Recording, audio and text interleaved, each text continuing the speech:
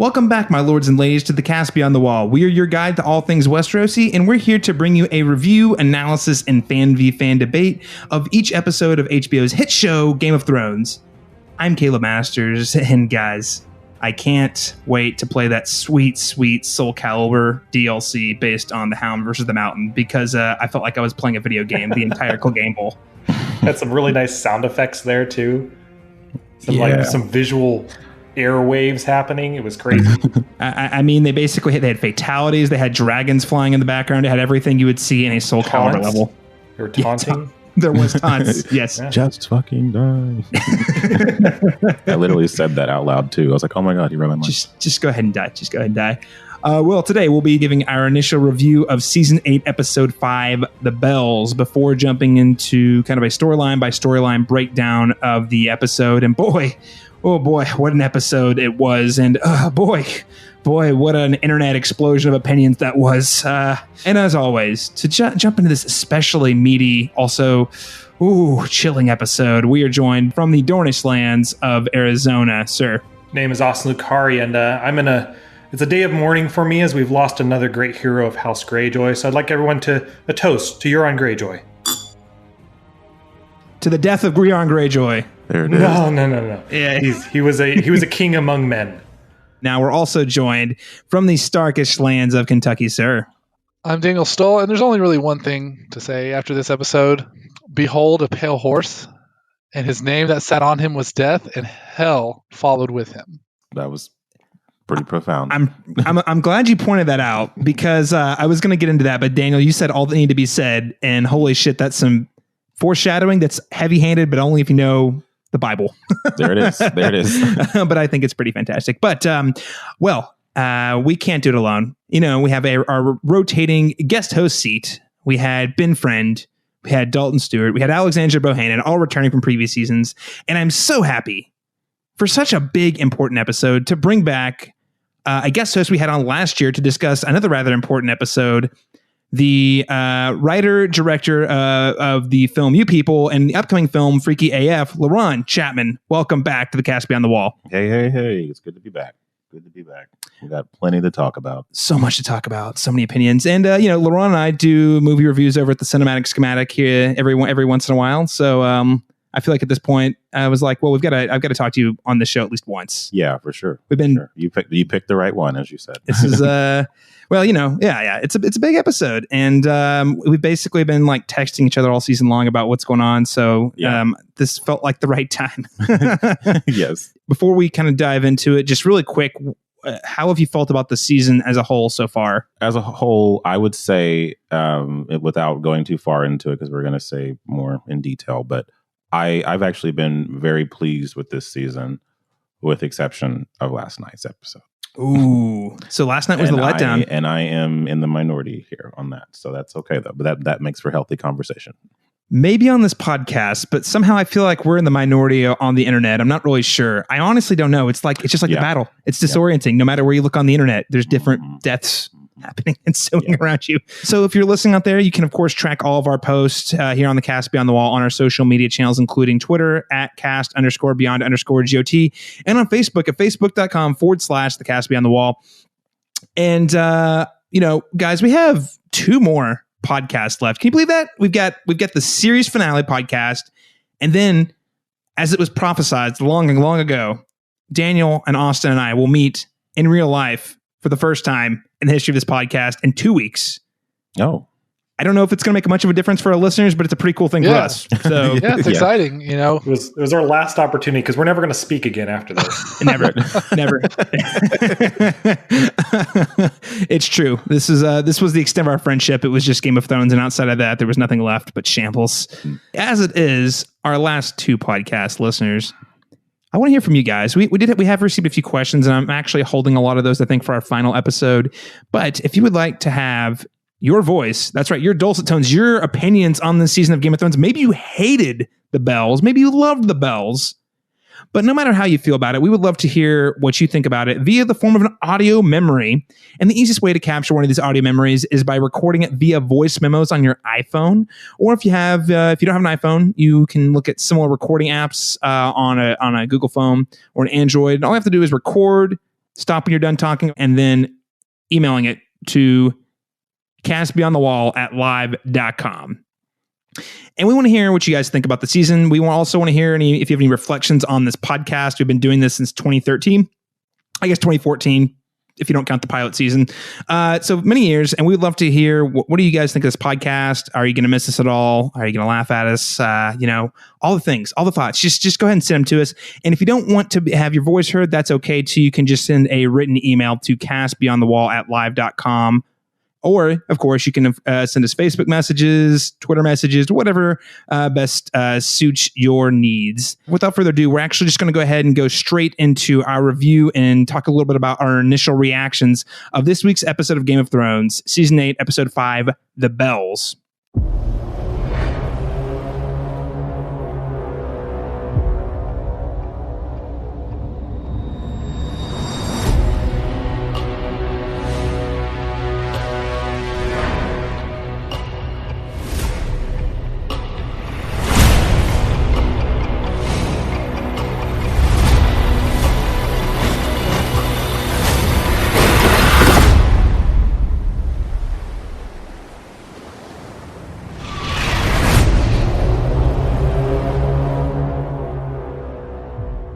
All right, so let's go ahead and talk about what we liked and didn't like. We're going to dive into a little more analysis, but I want to frame up the conversation for our listeners. And Laron, we always like to start with a guest opinion so that we can't horribly taint whatever you might have said.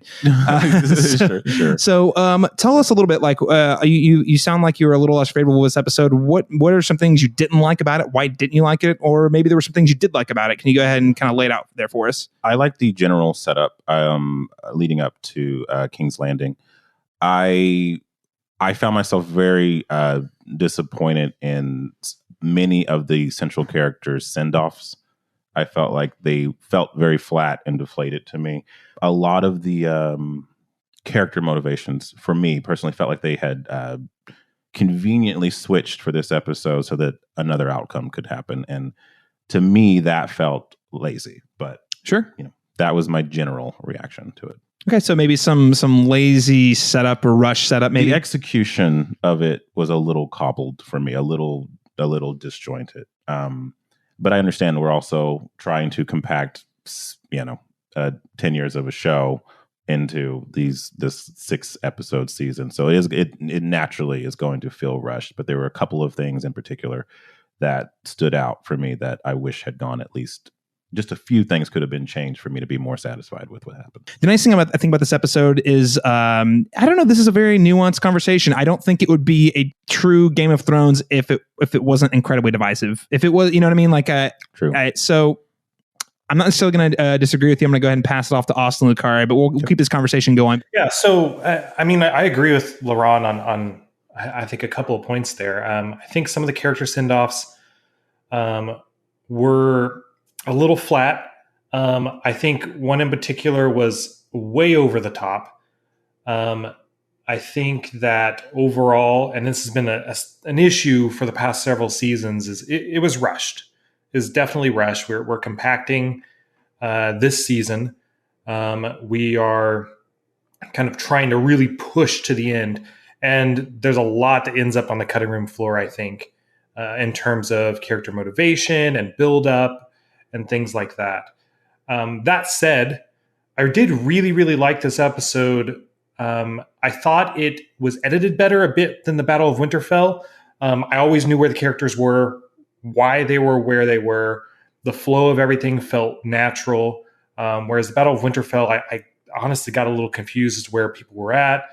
So in terms of the battle sequence, I felt like I knew what was going on a lot better than in previous episodes.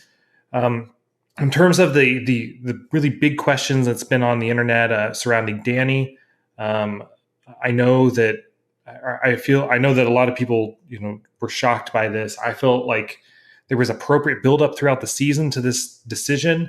Maybe not quite enough buildup in this particular episode, but I think it fits her character and kind of events that have happened in the past. Overall, I did really like it. I'm excited to see what happens next. I want a world without a monarchy in Westeros, and I hope that that's what this is building to. All right, Daniel?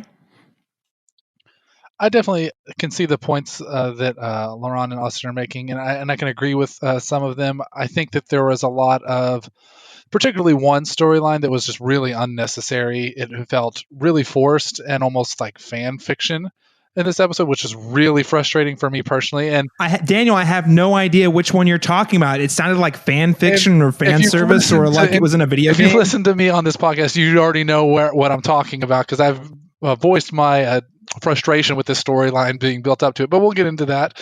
But overall, I found myself a little surprised. Some storylines I had a harder time accepting than others, but after allowing it to sit for a day, I've come around to the idea of a way that a lot of the character stories ended. And I can come to some terms with that. Although my initial reaction was a little more on the negative side, I think I've come around to maybe like what the writers were doing here. So overall, I think I'm mostly positive. With some in specific locations, I think there were some mishaps. So I don't want to say that this episode's perfect, because it's not. I mean, I think it's falling victim to the rushed season thing. I mean, I think I'll say specifically, I think season 7 and this season have been mighty rushed. Specifically, the latter half of last season. So far in this season, I've generally liked most things. And I think Austin pointed this out in our last week's conversation. It's because I've kind of just, after how botched the end of last season was, I just kind of had a year and a half to kind of like let the disappointment sit with me, to kind of just embrace that, okay, I'm going to focus on the payoffs rather than necessarily how they're being executed. That's me being bitter about the Baelish death, that I thought cool execution in the scene, but the buildup was really lacking and felt like wildly not Game of Thronesy. We'll never let it go. No, well, I mean, but here's the thing, though. I think some of those problems that I'm hearing people vocalize, they have in this episode, are it's like this with Dany. This is their Dany. This is their Dany. Like, Dany is their Baelish moment for me. You know what I mean? The root cause is the same. I agree. Yes, and I unlike the Baelish thing, I feel like Dany's actions here are a little more justified. We'll get into it. I think I have some issues with some of the storylines. Again, I think a lot of it's just like shorthand. A lot of it's left on the cutting room floor. It feels like we're just sprinting to the finish. But I will say, I think the larger story idea that they're executing is bold, it's ugly, it's subversive, and I think it's probably the most Game of Thrones like classic Game of Thrones like thing to happen since like season 5. Or season 4, really. Like, this is like the last thing I can think of that was this subversive since probably like Oberyn versus the Mountain, where we've kind of gotten used to seeing the good guys, the air quotes good guys, win, and like kind of a little more conventional. And, you know, something we've been talking about all season long is, hey, is this heading towards a conventional ending? And, you know, whenever they killed the Night King, I think it actually left open the door for them to tell this kind of story, which is like, yeah, you beat the ultimate evil, but what next? And what next is we still have to contend with each other. And the things we want are still the things we want. And ultimately, at the end of the day, I think this is a far more interesting conclusion than everyone teaming up together to beat the Night King. And so I'm pretty happy with it. I think this is the antithesis of like a conventional fantasy, and I couldn't be happier. But also, this episode kind of wrecked me. I've now seen it 3 times, and I am emotionally like still processing it. But overall, I liked it. And, you know, whether or not you love Benioff and Weiss's decisions, I don't think there's any denying that they were committed to painting a bleak picture that refuses to give the audience any sort of gratification for what they're, you know, any sort of gratification they might want. So for me, it worked. It worked overwhelmingly. It worked, even though I have some, you know, caveats. So kind of the next question is, in many ways, this is one of the key episodes the entire show has been building towards since season 1. So we'll kind of go reverse around the table. Daniel, Stull, do you think this delivered on, you know, kind of the build-up we've been looking for?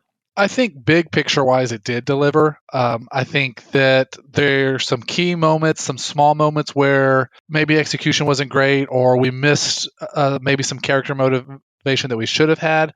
But on the big scale, big picture, I do think that this delivered. You know, Dany deciding to, you know, burn King's Landing, I think we've been building there since season 1, and I think, with the visions that we've seen from different perspectives, it kind of paid off a lot of those moments where I feel like it was the exact same clip that we saw in the vision when we see Dany and Drogon go over King's Landing. They basically recreated that shot. Like it's from the brand vision in season 4 where we see the dragon silhouette over the kingdom. Yeah, I would have even been surprised if they used the exact same clip. Like that's how close it seemed.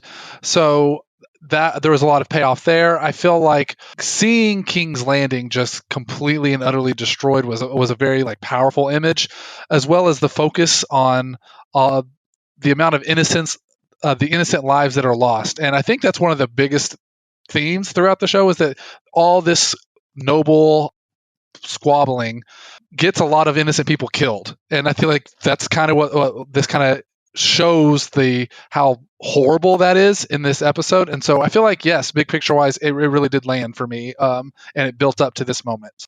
I agree with Daniel a lot, particularly on the point where the show really focuses on the impact to the citizens of Westeros, where we kind of saw the Battle of Winterfell really focus on the star characters. I think we saw this episode really zoom in and focus on the actual citizens and the impact on the normal people that this battle is having. You have the sequence with the mother and daughter that just appears throughout the episode. And to me, that's a central theme to the entire series. You have very powerful lords and ladies battling for power. At the same time, it's impacting the normal person severely, but no one ever considers it. So I think this episode really kind of zoomed in on that particular theme that I think has been present throughout the entire series. Okay, so that's kind of a nice touch, kind of thematically tying things up. Laron, what do you think? Do you think this is? Do you think this paid off effectively? The bigger moments paid off. I think, in particular, Dany's moment paid off. Most of the internet is upset about that more than anything, and that was actually I had not huge issues with because as we said, she had shown echoes of this being the ultimate, outcome for her, but it was the smaller moments for me. And because I always cared, that's always been my favorite part of Game of Thrones, with those little exchanges between our favorite characters. All of those moments didn't have the emotional impact that I needed to feel satisfied with the episode. As a spectacle, as a, you know what I mean, as a obviously seeing the havoc of King's Landing being, basically essentially turned to ashes. It confuses our relationship with who we considered, or so many people considered, a hero in the story. Dany's a complicated hero, but now our relationship to who we were rooting for now is confused, and now we have to live with that. That part is interesting to me. But I think in the little pieces, in those smaller nuances, those smaller beats, virtually none of them worked for me. And so when the big moment came, I didn't care as much as I wanted to. All right. So it kind of left you a little cold. You're like, yeah, this is cool spectacle, but you didn't really feel anything. Yeah. Okay. All right. Yeah, I don't want to repeat too much of what Daniel and Austin said, but I think thematically this actually ties into several of the core themes of the show. One thing I think, honing in on the view of the little people, that's something that, again, I think has been missing from the last couple of seasons. But if you go back, I would say the first 5 seasons, all up through the Sparrow stuff, there actually is a pretty notable emphasis on how the common people are reacting to who's ruling. And at the end of the day, they don't really care who's ruling as long as they're getting food. They're worried about winter is coming. Am I going to be able to take care of my family? Are we going to be able to survive? Am I going to have enough money to put food on the table? Those are the questions they have. I think back to, back in season 2 when Joffrey's marching through the streets and the city is, because they've cut off so many of their allies, they're not getting food anymore. And that's when someone throws a cow pie in his face, But I also think back about how other scenes with Marjorie Tyrell in later seasons where you see her going to like these orphanages and talking to the people and kind of winning their love.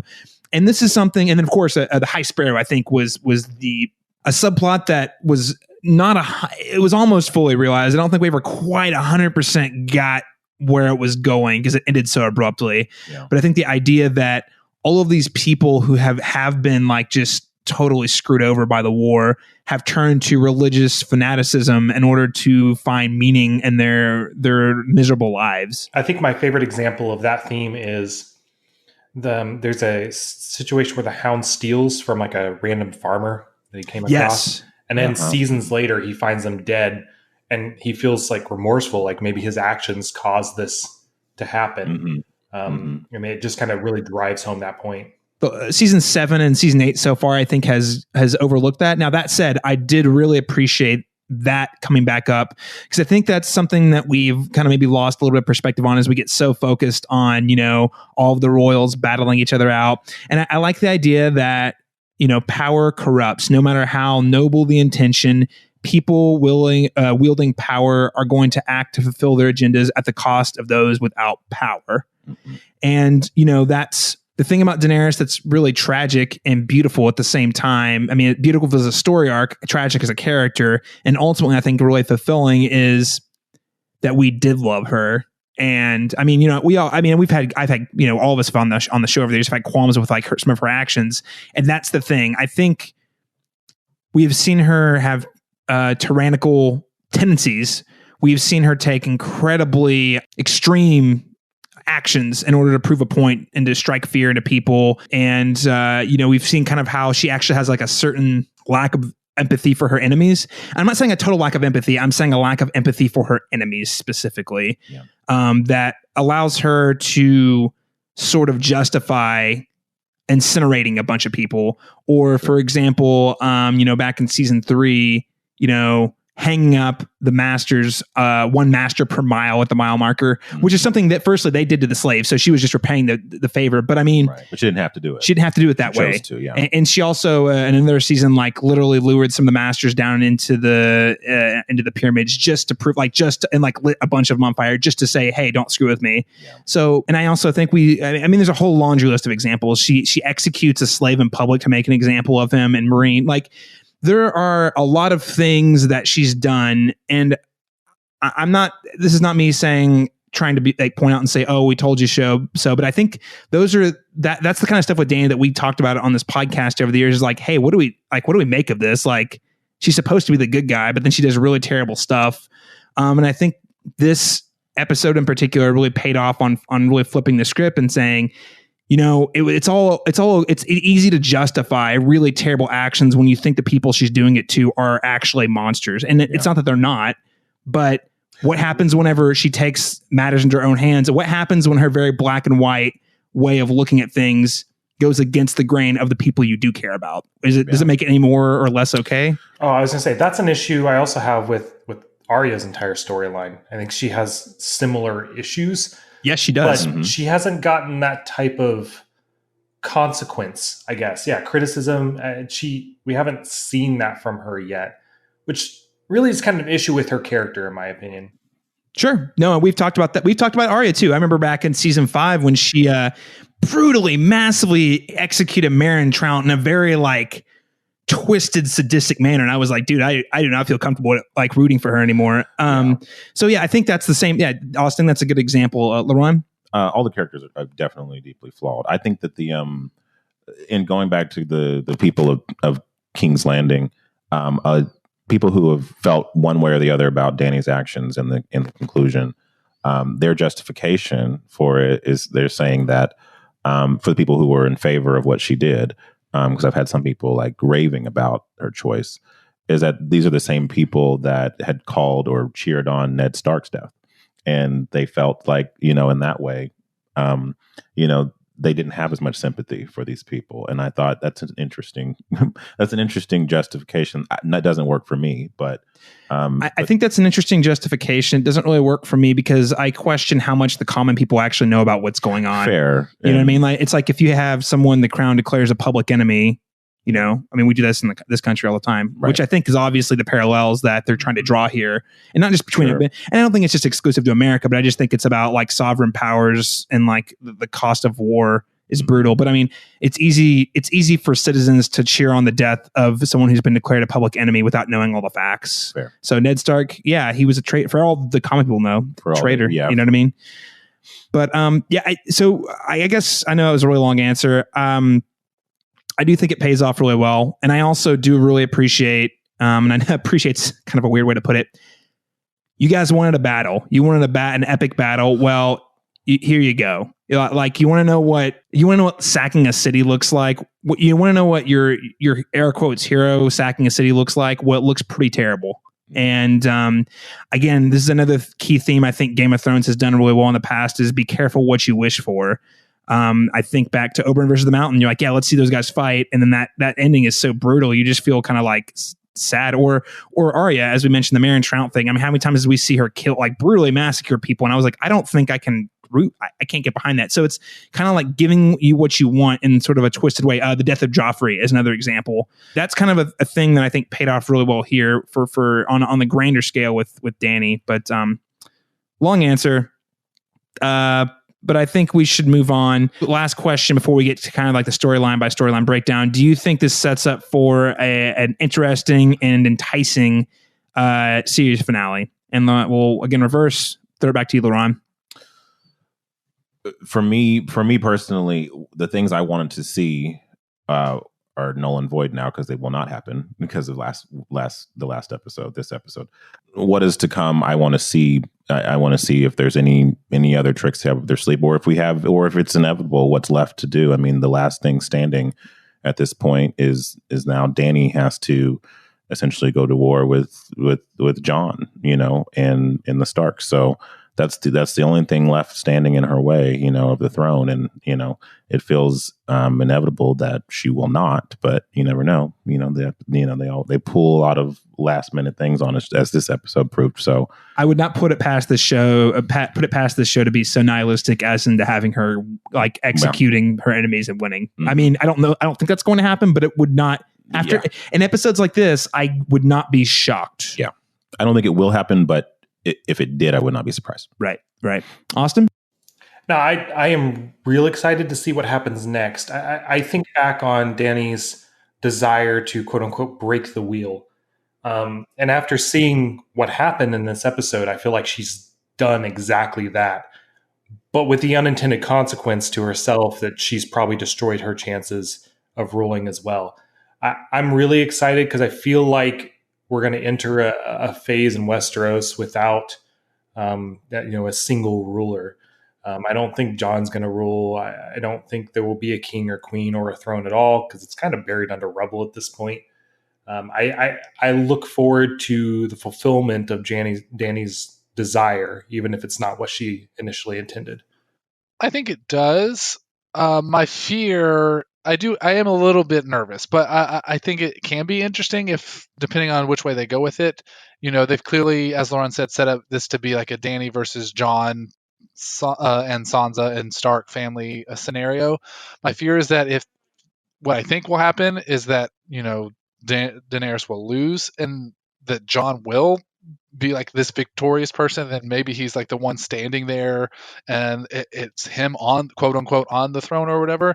And we've said before, if that were the case, it seems like a pretty boring ending. So I'm a little nervous that may actually happen, but I'm hopeful that it won't and that we'll have something more interesting. As Austin pointed out, maybe it's not just a single ruler, but they just determine that things are going to be different now or something like that. So I think it sets up for an interesting series finale, but I also could see a world where they don't do it right, if that makes sense. That would be the darkest timeline. I'm just going to hope it doesn't happen. Yeah. Isn't it really ironic that the darkest timeline is where the air quote not like most moral person on the show gets the throne? We've been so molded by Game of Thrones to want like really nihilistic dark outcomes. Yes, it's like rip my heart out again, please. It's, is there a possibility that Arya could kill Dany? I think Arya is almost certainly going to kill Dany. I think Daniel pointed out the White Horse parallel and imagery at the top of the show.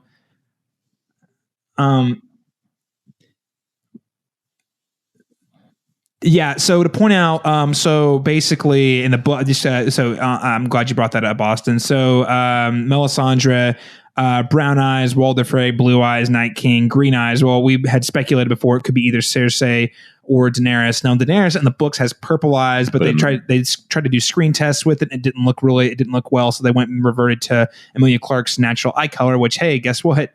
It's green. They're green. So that seems like the most likely outcome. Now, I still think there's going to be a cost to all of it. I don't think they're going to get out of this like, oh, we're going to kill Dany and it's all going to be good to go. I think Tyrion's in trouble. I think Jon's. I think Tyrion, Jon, you actually know what, they're all at risk. Yeah. I mean, Sansa's got a little buffer because she's further away, but the way this show works with like time and distance, I guess that doesn't really matter. She acknowledged it. I mean, I know we're getting into it, but Varys, they got rid of Varys, and then she acknowledged that everyone else was plotting against her as well in that moment. Implicated all of them. And then she executed him first. So, well, and also, I mean, again, we'll get into it, but something I didn't really process the first time I watched it.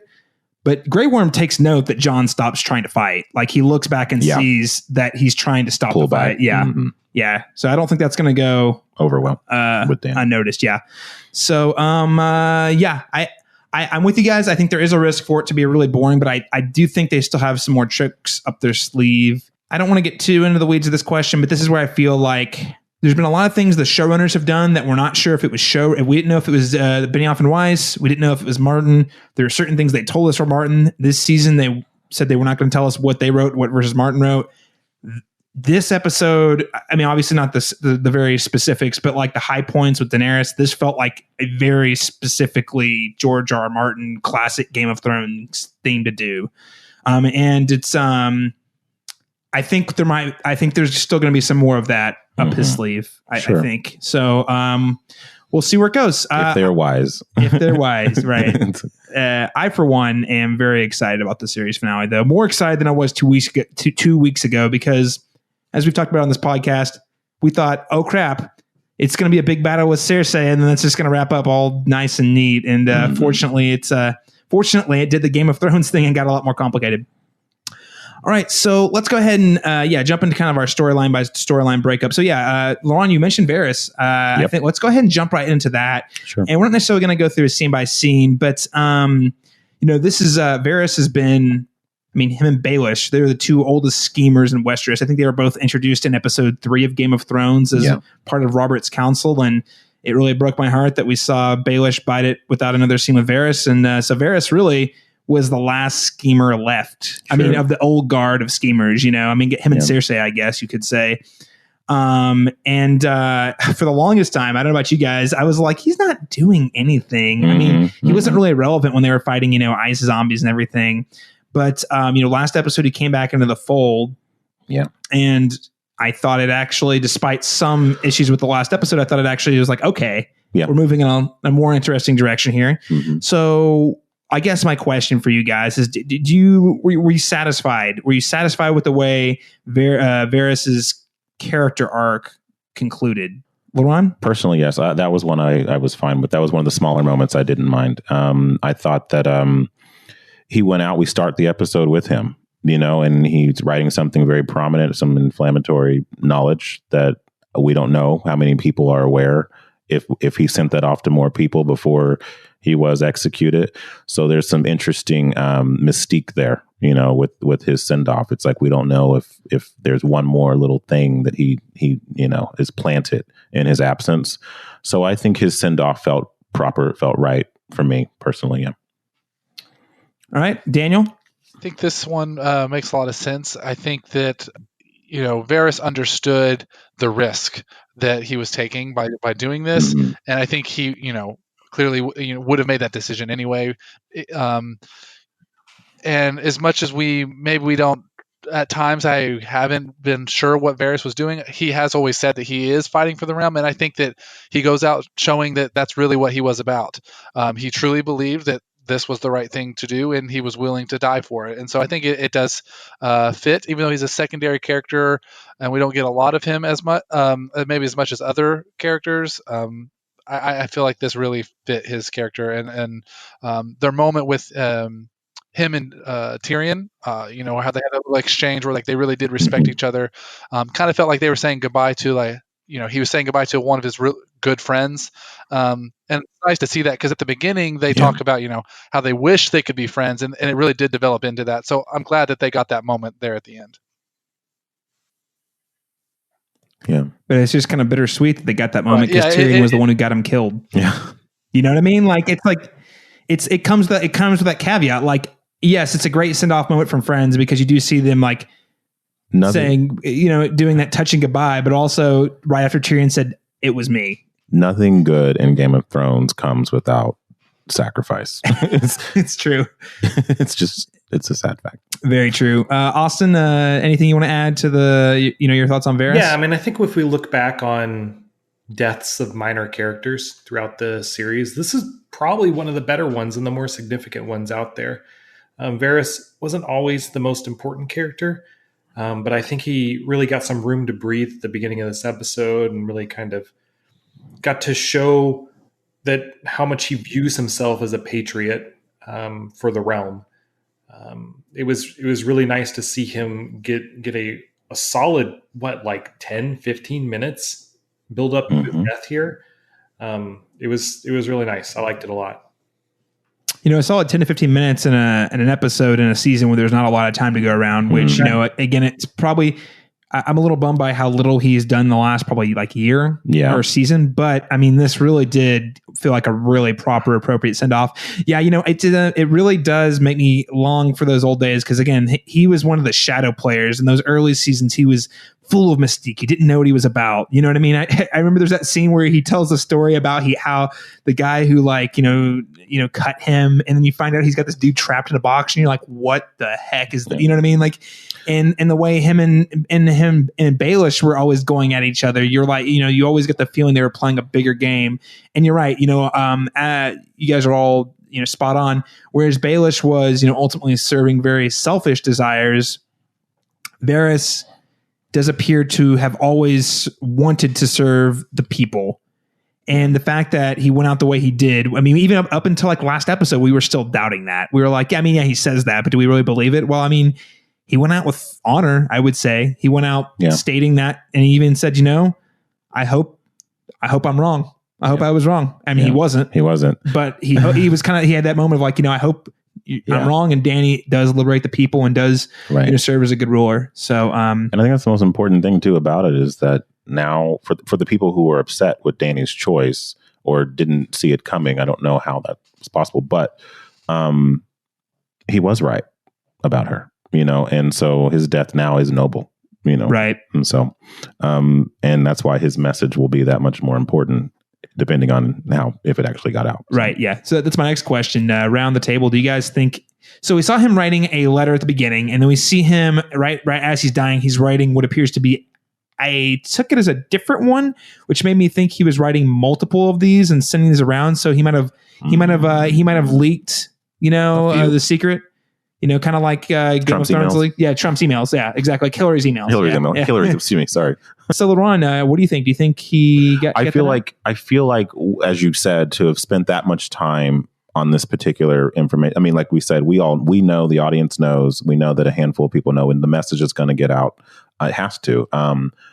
But to spend 10, 15 minutes in in this episode on just this one character and the one thing the message he's trying to get, it would seem, wrong almost, to not have it have gotten to somebody else that of importance and value. So I believe that it did. Austin? I think that Varys' legacy with those notes will live on. I think we'll see some impact of that in the next episode. There's no way that secret just dies with Varys. I cannot see that happening, especially given what Dany did in this episode. That secret is going to play a role, and I think Varys is responsible for that playing a role. And even in an extended, if you kind of look further out, exactly as Dany said, Sansa is responsible for all of this, probably. Mm-hmm. She's playing the long game. She's pulling a Littlefinger. I think she did it. It was completely 100% intentional, and it's going exactly as she hoped it would. Mm-hmm. Yep. Mm-hmm. Yep. Daniel? Yeah, I mean, there's not much more to say. I think that that's where this is going, and I'm really glad that Austin pointed out that this is probably all Sansa's doing. In a sense, you could maybe say it was Jon's fault because he starts it all, but I think Sansa, has been shown as one of the new thinkers of the show. You were talking about the old guard. Well, Sansa's kind of bringing in the new guard, if you will, and Littlefinger is a little bit living on in Sansa in a lot of ways. So, I'm really glad that Austin highlighted that because I think she definitely manipulated the situation to her benefit moving forward. So. Yeah. And when you say it like that, you make me really worried for Sansa. And I just can't. I need Sansa to live, okay? I didn't think absolutely. about this. I didn't think about this too. She literally is the domino effect. And I mean, obviously, like you said, John said it, but she, like you said, she manipulated it to do what it's doing. So she should definitely have to answer for that, at least, if not with death, with at least confrontation. So I mean, we'll see. That's the thing, once Daenerys gets settled, what do you think the next thing she's going to do is she's going to weed out her enemies? And guess what? Sansa's at the top of the list. Right. I don't feel like that should just be abandoned. So that's definitely should be addressed, acknowledged in some capacity. So, yep. Daenerys's, bigger problem is going to be with Jon, because there's more of a personal connection, that she had trust in Jon, and obviously we saw that scene where she absolutely begs him not to say anything. So I think her first concern is going to be Jon. I agree that the Sansa thing, she's going to have issues with Sansa, but I think her bigger concern is from her perspective, Jon, quote unquote, betraying her trust in that moment. So. Well, moving on to the next storyline, which is basically Daenerys, but I did want to make one note. We did get one tiny moment from Grey Worm, because Dany's talking with him, and she says this is Miss Sandy's last possession that she left behind, and it was a slave collar. Yeah, I wouldn't want to hold on to that either. No, so he just burned it. But I just think that's, again, you just see how it just hurts him. Painful memory to just hold on to it. Oh yeah. Yeah. So I don't really have much to say there, because we're going to talk about Grey Worm a lot later, but just thought we should acknowledge that was a thing that happened to kind of really, again, just kind of twist that knife a little bit. You're oh man, he is really angry. Yeah. Okay. So the big talking point of today's episode, of course, is Daenerys, how she kind of burns the city. So so many questions here. So the two-part question: was Dany's heel turn earned, and do you think it was executed effectively enough? Because that's a two-parter. There are two separate questions there, but I think they're very related, because I think because I think that's where I'm seeing, honestly, most of the division online isn't about what happened. It's whether or not it was warranted and justified. Yeah. So, Austin, I'm going to start with you on this one. Sure. So was it earned? My opinion is yes, it was very much earned, and I think expected in a lot of ways. When you look at Dany's history throughout Game of Thrones, I think in every single season, she has executed or relished in the execution of her enemies pretty much every time. And she watches her own brother melt under a pile of gold and is happy about it. And it literally every season you can trace back, something happens in every single season where she is murdering someone and is really pleased about it. So that kind of sadistic nature, particularly towards her enemies, has definitely occurred many, many times throughout this series. There is one example where she locks away her dragons after they kill a little girl, and that is we show that in the show, and it serves as a point to kind of humanize her a bit, which I think is really good. It shows that Dany is not entirely a monster, that she's really kind of struggling with the weight of ruling, that she knows she has to be tough and she has to be feared. That she has to demand respect, and she does that through the executions and the burnings and all the horrible, horrible, monstrous things that she does. But at the same time, she feels the weight of some of her actions at times. I know in the books that particular moment with the little girl becomes a bigger issue. It's a sticking point. That's another thing too. I know we're going to get to this later, but that's the books, because you get the internal monologuing, you actually get in her head quite a bit more, and she actually does feel a lot more guilt than what we get to see. I mean, Emilia Clarke acts the hell out of it, the best she can, and I think they tried to work throughout the series, work that into some conversations, but it's definitely something she struggles with. That particular scene drives her to start hallucinating. I'll let you guys kind of talk on that that particular instance in a moment, because I know you guys both read the books, and I have heard online like what happens there, but I'll let you guys speak on that. But I think in this particular season, even we've talked about that. With her relationship with Jon, they've hinted over and over and over again that Dany is going to turn on everyone. And there has been comments on like, oh, well, she never really harmed innocents before. And I think that term is so relative. We talk about her crucifying masters. And we find out in a couple episodes after she does that some of the masters didn't even have slaves. They weren't necessarily bad people. They just lived in a culture where that's what they did. So what you consider an innocent and what you don't, Dany has harmed innocents in the past from a certain viewpoint. I think this season in particular has kind of built up as she's being continually betrayed by her allies. She views the people around her leaving her. Her key allies have been beheaded and killed at the battle at Winterfell. She's feeling alienated, betrayed. She feels like the people that her destiny is not going to be fulfilled because the people don't love her. They fear her. And all that kind of builds into a situation where she just finally snaps. Now, was this executed well in this particular episode? I think you could argue that particular moment, that like 30 seconds there where she finally snaps, could have been done better. It seemed very sudden, but I think the buildup was there. All the signs were there. So if this caught people unexpectedly, I would argue that you haven't been paying attention enough. Daniel? I mean, I, for the most part, agree with Austin. I think that it is earned. I think that, to Austin's point, there's so many moments throughout the show that she has made these decisions to kill or to show fear instead of mercy. And even when her advisors maybe advise her to. Jorah, I think, is better at restraining her than maybe others, and he is no longer in the picture.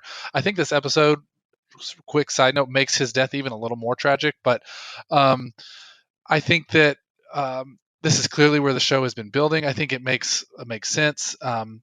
And I think the execution works for me too. I think that it works because of Emilia Clarke, not more so than it does because of the writing. I think her seeing her face when she's on the wall and she sees Cersei at the Red Keep, she, as you pointed out, she has had a phenomenal performance this season. She has really, really, really shown how incredible of an actress that she is. So I think she sells the execution more for me than the writing does. To Austin's point, I think that, when we see those older, some of the older seasons where she's committing some of these atrocities, we don't have a personal connection to any of those people. I think Laron mentioned this too. We don't feel for them, and so it's much easier for us to pass that off as an easy, like, we don't have to deal with the emotion of her killing all the masters and Marine because we don't care about the masters and Marine, whether they were innocent or not. So it's easier to let that go. But then when we see it here, it's a little more personal, and it becomes harder to accept in that moment. But I think it makes sense.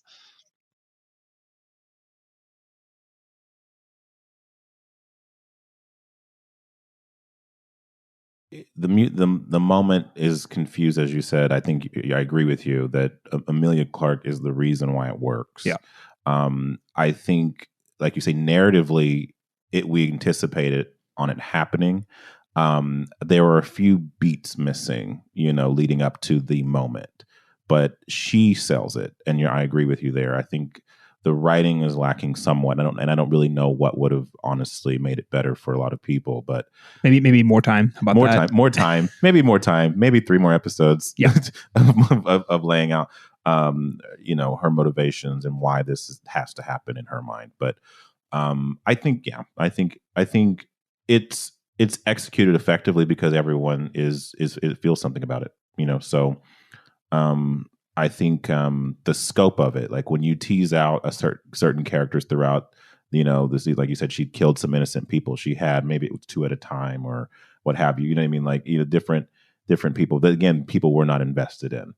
So you can justify it in your head, like I think Austin was saying, it's relative to who you are and whether you care about these people. They're innocent, but they're not characters we've spent all this time with. So we can write off those deaths as, oh, it's fine, we don't care about that. Then she does it on this scope, and it's like, well, wait a minute. It's like, so it. I think the sheer scope of it is what was so jarring, because a lot of people, I honestly believed that the bell wasn't going to ring. And that then I don't think many people would care at that point if she had kept going, because they had not surrendered. I think they have an issue in particular with people letting down, their weapons and then deciding to do it anyway. That's where I feel like a lot of people felt betrayed by this character. But sure. I mean, I would argue there was instances where the Masters surrendered too, and she still brutally executed Masters. And that's, listen, obviously we believe slavery is bad. And here's kind of the defense I've seen a lot of online. Some of this I feel like qualified to talk about. Some of it I do not. So first I'm going to talk about the stuff I feel qualified to talk about, and then I'll just acknowledge the other stuff and we can keep moving on. First and foremost, I think I have seen a lot of people say, oh yeah, but it was okay when I've literally heard like very smart, respectable people who I respect a great deal, like some of the smartest people I know, I would even argue, say, well, yeah, but I mean, her intentions were always to go against unjust and uproot injustice, and to fight those who are putting down the little people that she's protecting. And I would beg the question. Sometimes, maybe. Sometimes. Not always. Sometimes. Most of the time, but not always. Right. I think about, she feels bad about the burning a little girl, but at the end of the day, it doesn't keep her from trying to rule or reign with an iron fist. I think of the slave who was fighting for her cause, just not in the way she wanted him to, and had made a public example of him, executing him. And I want to remind people too, a lot of people were like, oh, this is so upsetting that the breaker of chains would do this. And I will push back. Before she was she adopted that as her part of her platform. That was not her mission. Fair. Her mission that she got from Viserys and Khal Drogo was take the Iron Throne. Take it at all cost. It is your destiny. She walked out of the fire with the dragons before she was the breaker of chains. Another thing that I think Tyrion eloquently laid out, like, how can this woman not believe in a destiny? She walked out of a fire with 3 dragons. I mean, and to her point, and to his point, that's pretty incredible. That is a magnificent thing that I think would certainly impact the ego and psyche of anybody that would happen to. But at the same time, good intentions kind of pave the way to the road to hell, right? Like, I mean, yeah, you can intend to do good things. She intends to rule Westeros well. She even says at the beginning of the episode, yeah, mercy is our strength. Mercy for future generations after I've laid waste to the city and made an example out of those who stand against me. Yeah. So I think going back to around the table, it's really easy for you to say, yeah, slavery is bad. These people are bad. These people are bad. So it's okay for her to fight them because they're bad people. But guys, I think that's the trap the show is setting for you, and you're stepping right into it. Yeah. Like, because by Dany's perspective, Cersei's bad, Jaime's bad. Like, all these characters were really invested. I mean, in some extent they are bad, but every character on the show, it's morally gray. Nobody is totally good and totally evil. And then she adopted them when it was convenient for her to adopt them. The Breaker of Chains moniker is because it was convenient for her to become the Breaker of Chains, because she acquired an army by doing so. It wasn't because she was like some morally just superior person over everyone else. It was because it serviced her goal. There is that politician vibe, though. You set out with a goal to achieve a thing, and you embrace things along the way that help you acquire your goal.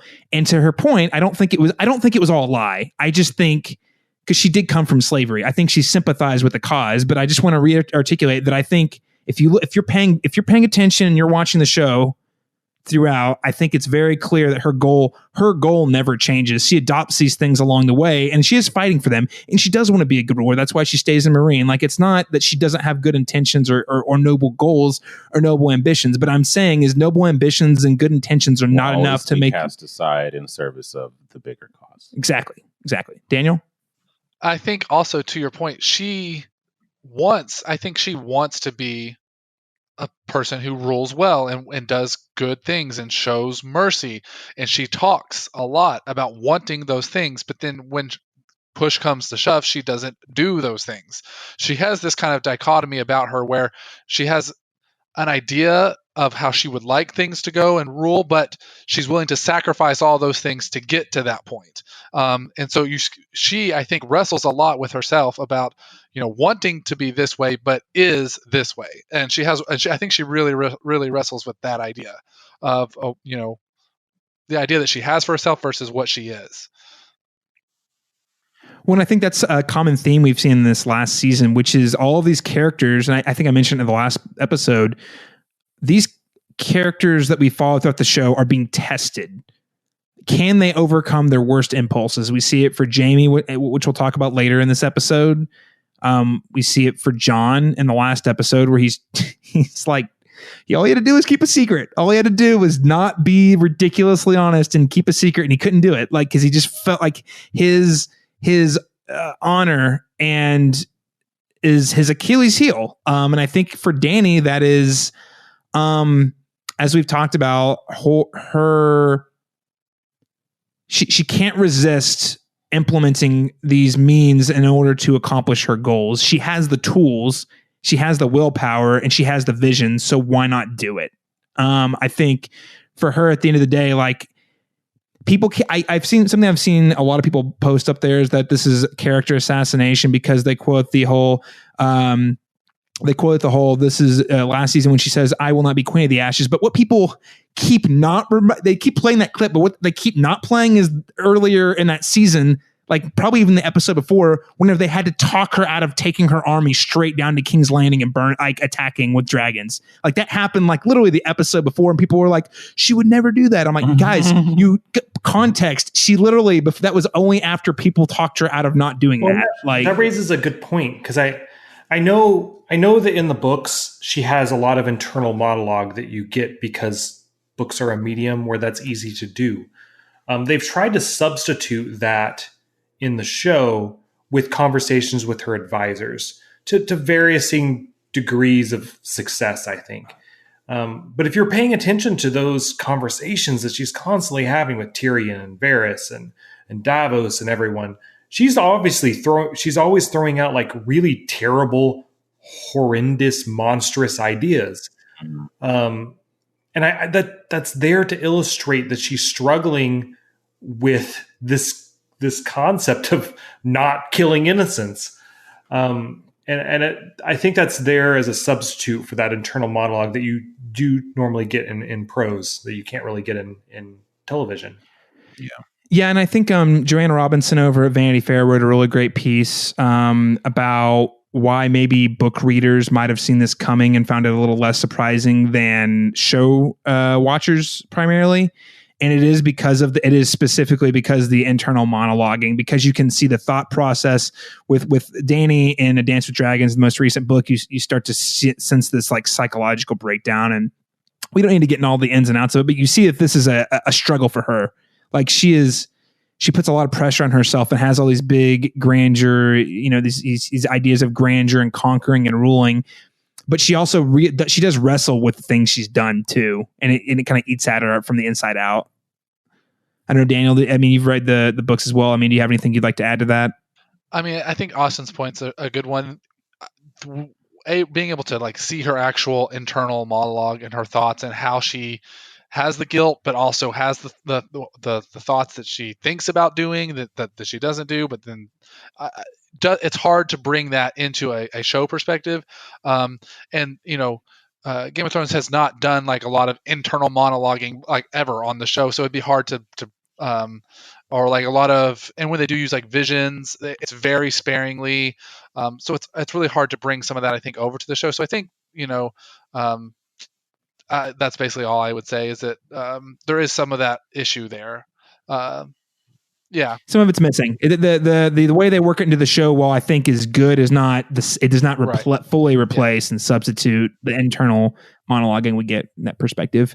So the other thing I want to bring up, and I just want to acknowledge, want to acknowledge I have some thoughts, but I again, my area of expertise as a white male is pretty limited. Mm-hmm. But I have heard a lot of, well, actually, I've heard pretty mixed things. I've heard some of my friends who are women, both on Facebook and online, claim that this is playing into a trope that women are emotional and can't be good rulers, both for Cersei and Dany, but they hone in on Dany specifically, as this is just another example of, women are too emotional to lead, being demonstrated in mass media, in pop culture.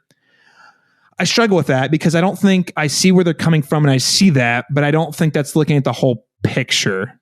It's also really interesting that it's the same people who, like 2 seasons ago, when Daenerys was crossing the narrow sea with the biggest army ever by boat, that was like, this show is finally moving into territory I can get on board with. But the second that, these queens start fighting each other, it's like, oh, I'm uncomfortable with how these women are fighting each other. I don't feel qualified to talk about that. I'll be honest. So I don't think it's an invalid perspective to have, but I just want to add that I know that is a voice.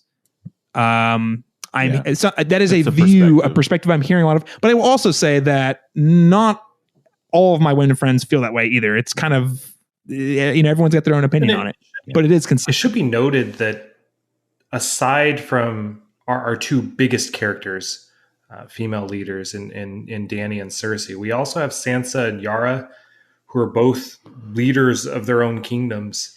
And Arya is a pretty awesome character. I think in particular, I've heard that same argument too, mainly on the internet, not from friends specifically, but even in my comment threads, I've heard one of the concerns was that Jon is touted as this hero no matter what he does, and they say that he's average at best. Some of his decisions are good, some of them are, haven't been in the best favor, but he's not critiqued for them in the way that Dany has for some of her irrational choices, as we would say. And I think that's a fair point to make. But I think it's because the weight of Dany's choices sometimes have bigger ramifications, at least moment to moment when they're happening, maybe on a grander scale. At this point now, her point seems, her entire arc and journey feels very much grand, but I think that Jon, again, we don't spend much time, running him through the crap when he makes a bad choice. I don't know. We've run him through the crap on the show. We have pretty consistently done it. Fair. I haven't been on. Made consistently terrible choices throughout the entire series. I think he gets a pass because he's such a boring, flat character. So he doesn't make any big waves, but he's just a complete idiot constantly. Well, it's funny because and I don't want to discount that, Laron, because I don't think you're wrong. Do you think because I would say the conversation at large in the surrounding the show, while I think there are certainly a lot of critics for Jon, I don't think as many people were calling Jon an emotional wreck whenever he charged into battle against all advice to try and save his younger brother when he was fighting Ramsay. We thrashed him pretty hard, but I don't know. We don't represent all of the internet, and that adds. And I have friends who are that way. They were like, yeah, that was badass, and I was like, no, that was stupid. That was dumb and reckless. That was really stupid. Yeah, but yeah. So I think there is a double standard in our culture whenever you're talking about the difference between creating art that reflects the world we live in, especially Game of Thrones, which is very focused, and that's kind of one of the selling points of the show is that it's reflecting reality, versus also positively representing all of these different points of view as well. Having a conversation about it, is it intentional versus are we perpetuating it? Right. What was the intention behind this, and what are we learning from it? Sure. But that perspective is changing based on who you are. Yeah. Too, and even with the times, I think we're talking about this differently than we would have 3 or 4 years ago. I'll be honest. That is fair.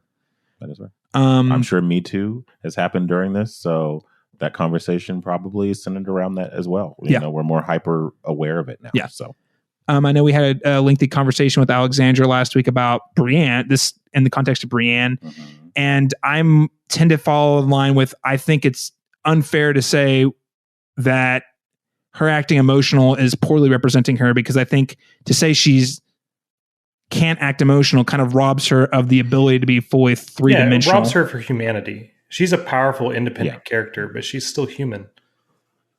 Yeah, that's fair. So I don't know. I guess I'll put it this way. I don't know if she's any less a feminist icon than she was before. Certainly it's more complicated now, though. It's more complicated. I think that I agree with you. It makes her more layered. I don't particularly have many issues with Dany's character. That's the thing, is other people do because of this instance, because they thought in the end she was going to do something very noble, even though she had shown time and time again that she wrestled with that. And any time that there was an opportunity not to, she normally took it, so, and I just think they hoped, that in this particular moment, that the flip of the coin, that this was going to be one of those instances where she pulled back, and she didn't. And so, and I think we acknowledged it last week, and I want to acknowledge again that I think there's some fair criticism to go around, though, that the Game of Thrones writing staff is very male, if not completely male oriented.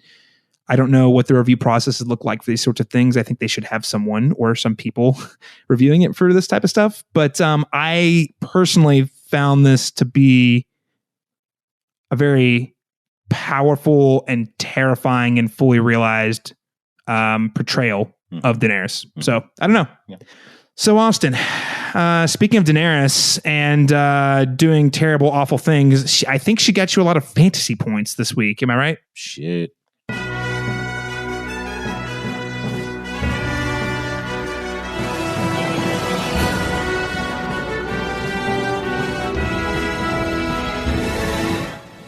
So as you may or may not remember, last year we did a Game of Thrones Fantasy League where we draft characters from the show, and they are all given points based on things that happen in the show.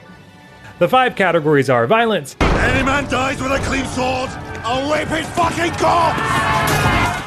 Sex and nudity. The gods made this, and it delights me. Wits and schemes. Chaos isn't a pit.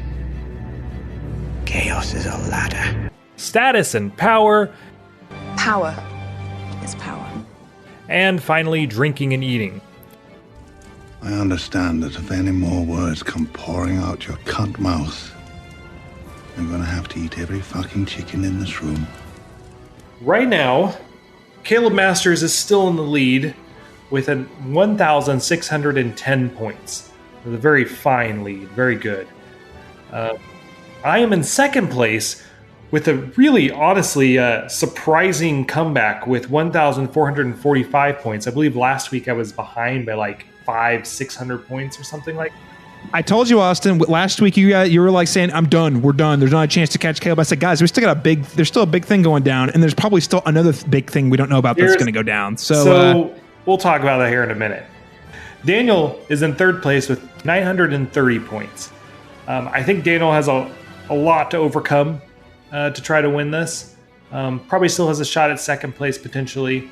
I want to believe I have a chance to win. I really do. There was a lot of bullshit that happened this week with my points that I am happy to take advantage of. All sorts of bullshit. This is like Night King killing that dragon sorts levels of bullshit. So I have both Drogon and Daenerys, and every named character that they killed together, I got double points for, like points for each of them, which is bizarre.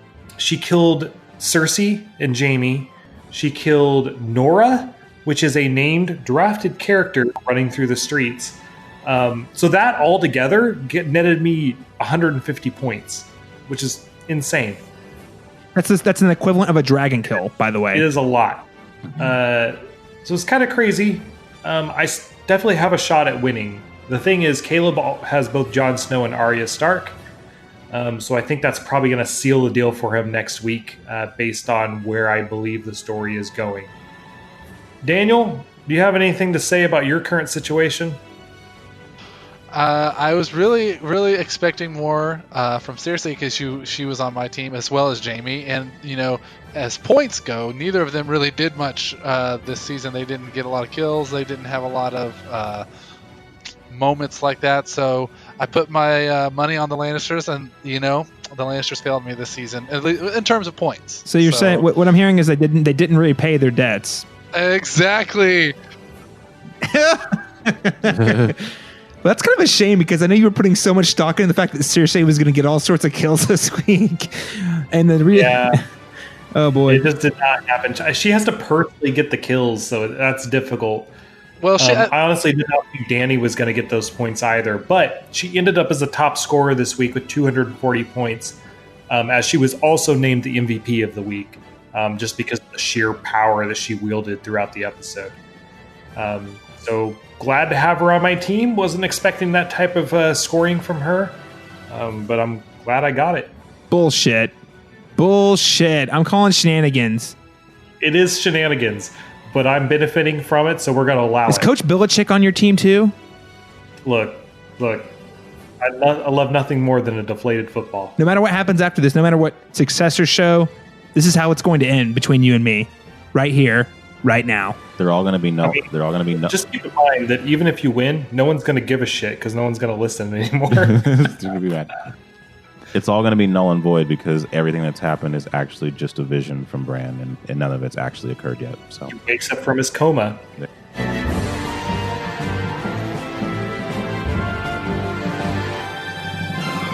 You don't fight with honor.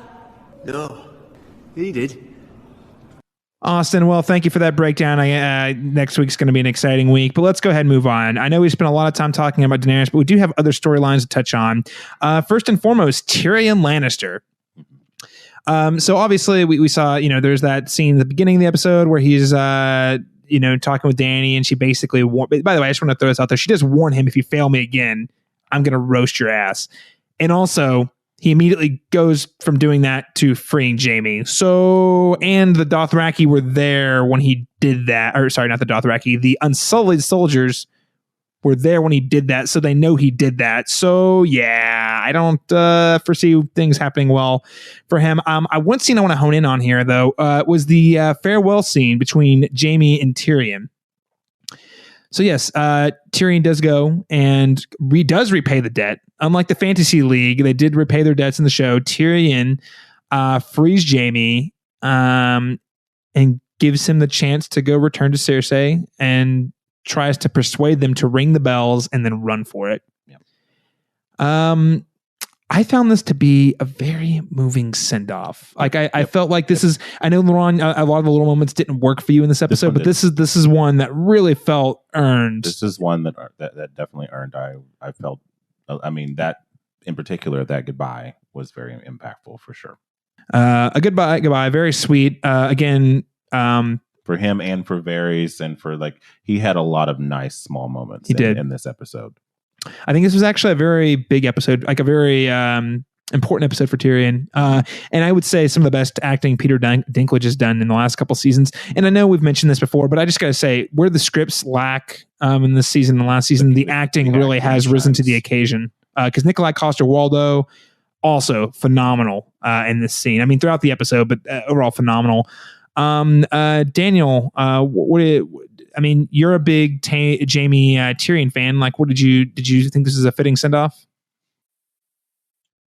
Yeah, I thought it really captured the love that they truly had for one another. And, throughout the years, we've seen the Tywin, used to talk about how much, how family was like the most important thing.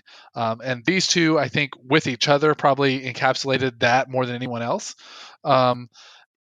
Maybe in a weird, even more than Jaime and Cersei in a lot of ways, because their situations just so different. So I really, really felt the emotion in this scene, the love that they had for one another. Tyrion saying that Jaime was the only one that didn't see him as a monster. Just was so powerful, and I thought this was an extremely satisfying ending. And I know we only have one more episode left, but I'm sad we're not going to get to see them interact again, because they're just, when the two of them are on screen together, it's just so entertaining to watch. Even if it's good or sad or whatever, they really know how to bring the emotion out. And so I really loved this moment for the two of these characters. Yeah, great chemistry for sure. Austin? Yeah, I thought it was an effective scene. Definitely, as you alluded to, the callbacks to Tyrion fleeing the castle after killing Tywin and Shay. Overall, I think it was an emotional scene. I thought it was a good payoff there. where it leads to, I'm not so happy about. But I think this particular scene. So, how on a scale of 1 to 10, how vulnerable do we think Tyrion is? I mean, 9.5. 9.5. Do you think he's like super toast in the next episode? I think it's probable. Yeah. I mean, again, with Game of Thrones, even the most obvious things sometimes don't happen. So it definitely could not happen. But I foresee it happening. Yes, I think that'll be the last big death that we see. It's Tyrion Lannister next to Dany, if it's going that direction. You know, I could be wrong. I don't know what the context is yet, but I do feel like Tyrion, more so than any other character, I guess other than Theon, is probably the guy who's going to die of self-sacrifice somehow. That seems fitting. Now, this is Game of Thrones, so fitting, is not always the way we describe death on the show. So, but he's a guy who we've seen him. He believes in Daenerys so much because he thinks she's for the greater good. We saw him basically put his life on the line at the Battle of Blackwater because he thought that was the right thing to do. He was trying to fight for the greater good in that moment. Yeah, I don't know. I think self-sacrifice seems appropriate. But then he's also the only. I think so. He's the only living Lannister now, though. Right? Correct. He is the last of the Lannisters. The last of the Lannisters. So there's a piece of there's a Targaryen, there's the Lannisters, there's the Starks. So I mean, I don't know. Go ahead. See, I don't think Tyrion kicks the bucket. I really don't. I think he's under threat for sure. I think the execution of Tyrion is what finally kicks Jon in the ass to fucking do something for once in his life. On the last episode, finally. And that's kind of what ends up building to that final conflict with Daenerys. I think honestly Tyrion makes it out of it. I've always kind of predicted that he was going to be one of the survivors. I mean, he is George R. R. Martin's favorite. We'll see. So I don't know. Daniel, what do you think? Close this out. Is he dead? Does he live or die? I probably do agree with Austin that there's probably, to his point, I really like that point that Jon and Tyrion have also had a very strong bond, even though they haven't spent a lot of time together. They've always seemed to have some sort of connection and mutual respect as a bastard and a dwarf, and they've sort of bonded over that. So, there might be something to that. I could see Tyrion making it out, but I also could see it where he bites it as well. I think it's he's definitely vulnerable, and there's definitely a chance it goes that way.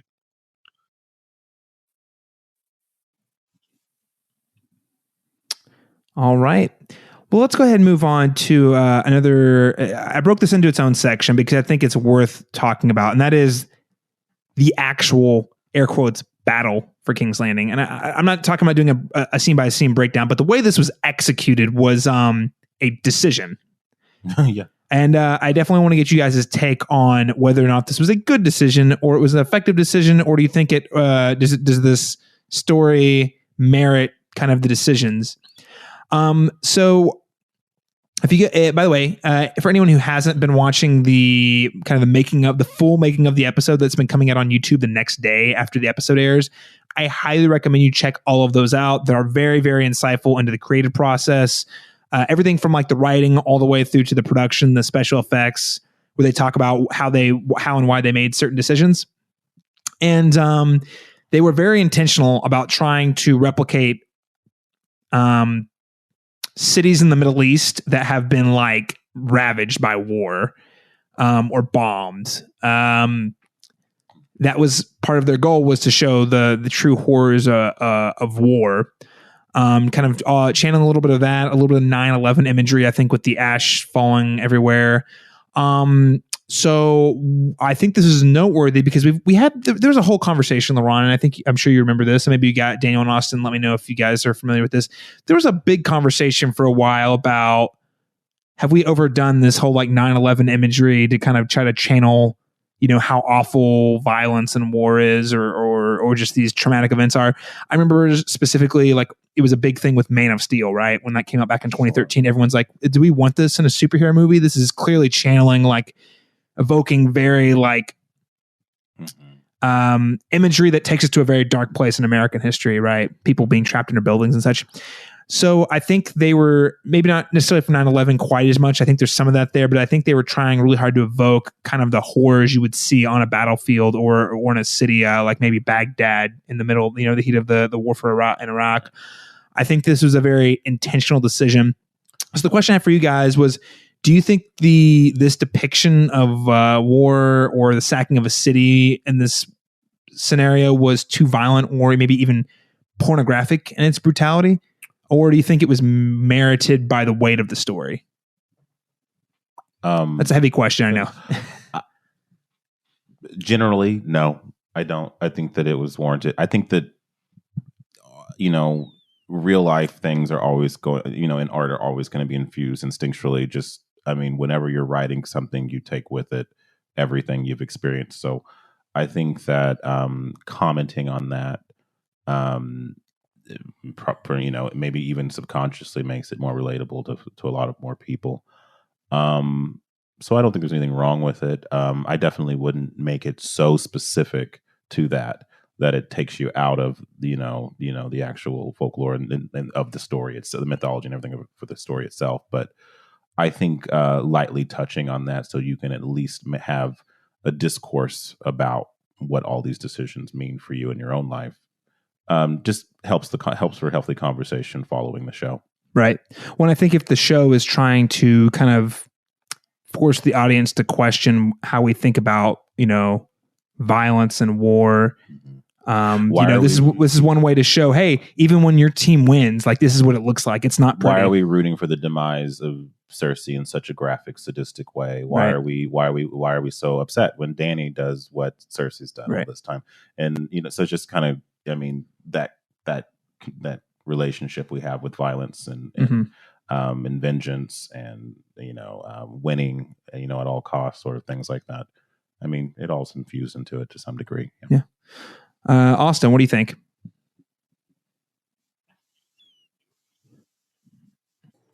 I think it was extremely effective. I don't think it was overdone. And I think there was one particular plot line that made that whole sequence work. And that's the inclusion of the mother and daughter, the mother's name being Nora, throughout various scenes throughout that episode. I think that tied you to a character that you recognized and you knew, even if it was just for that episode, even if it was just for a couple moments. It took it from being a gratuitous massacre to trying to humanize it and let you know that there are lives at stake here. There are normal people involved in this conflict who don't want to be involved in it. And I think the inclusion of that character and her daughter were really key to making this whole very, very graphic, disturbing event work on a level that was meaningful and kind of spoke to the horrors of war and violence. Yeah, I agree with both of the gentlemen that went before me that there's clearly a very intentional decision here to show sort of the,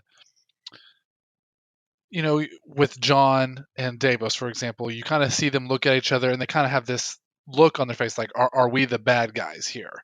And to your point earlier, Caleb, you said that, what does a good hero sacking a city look like? Well, it looks just like a bad guy sacking a city too.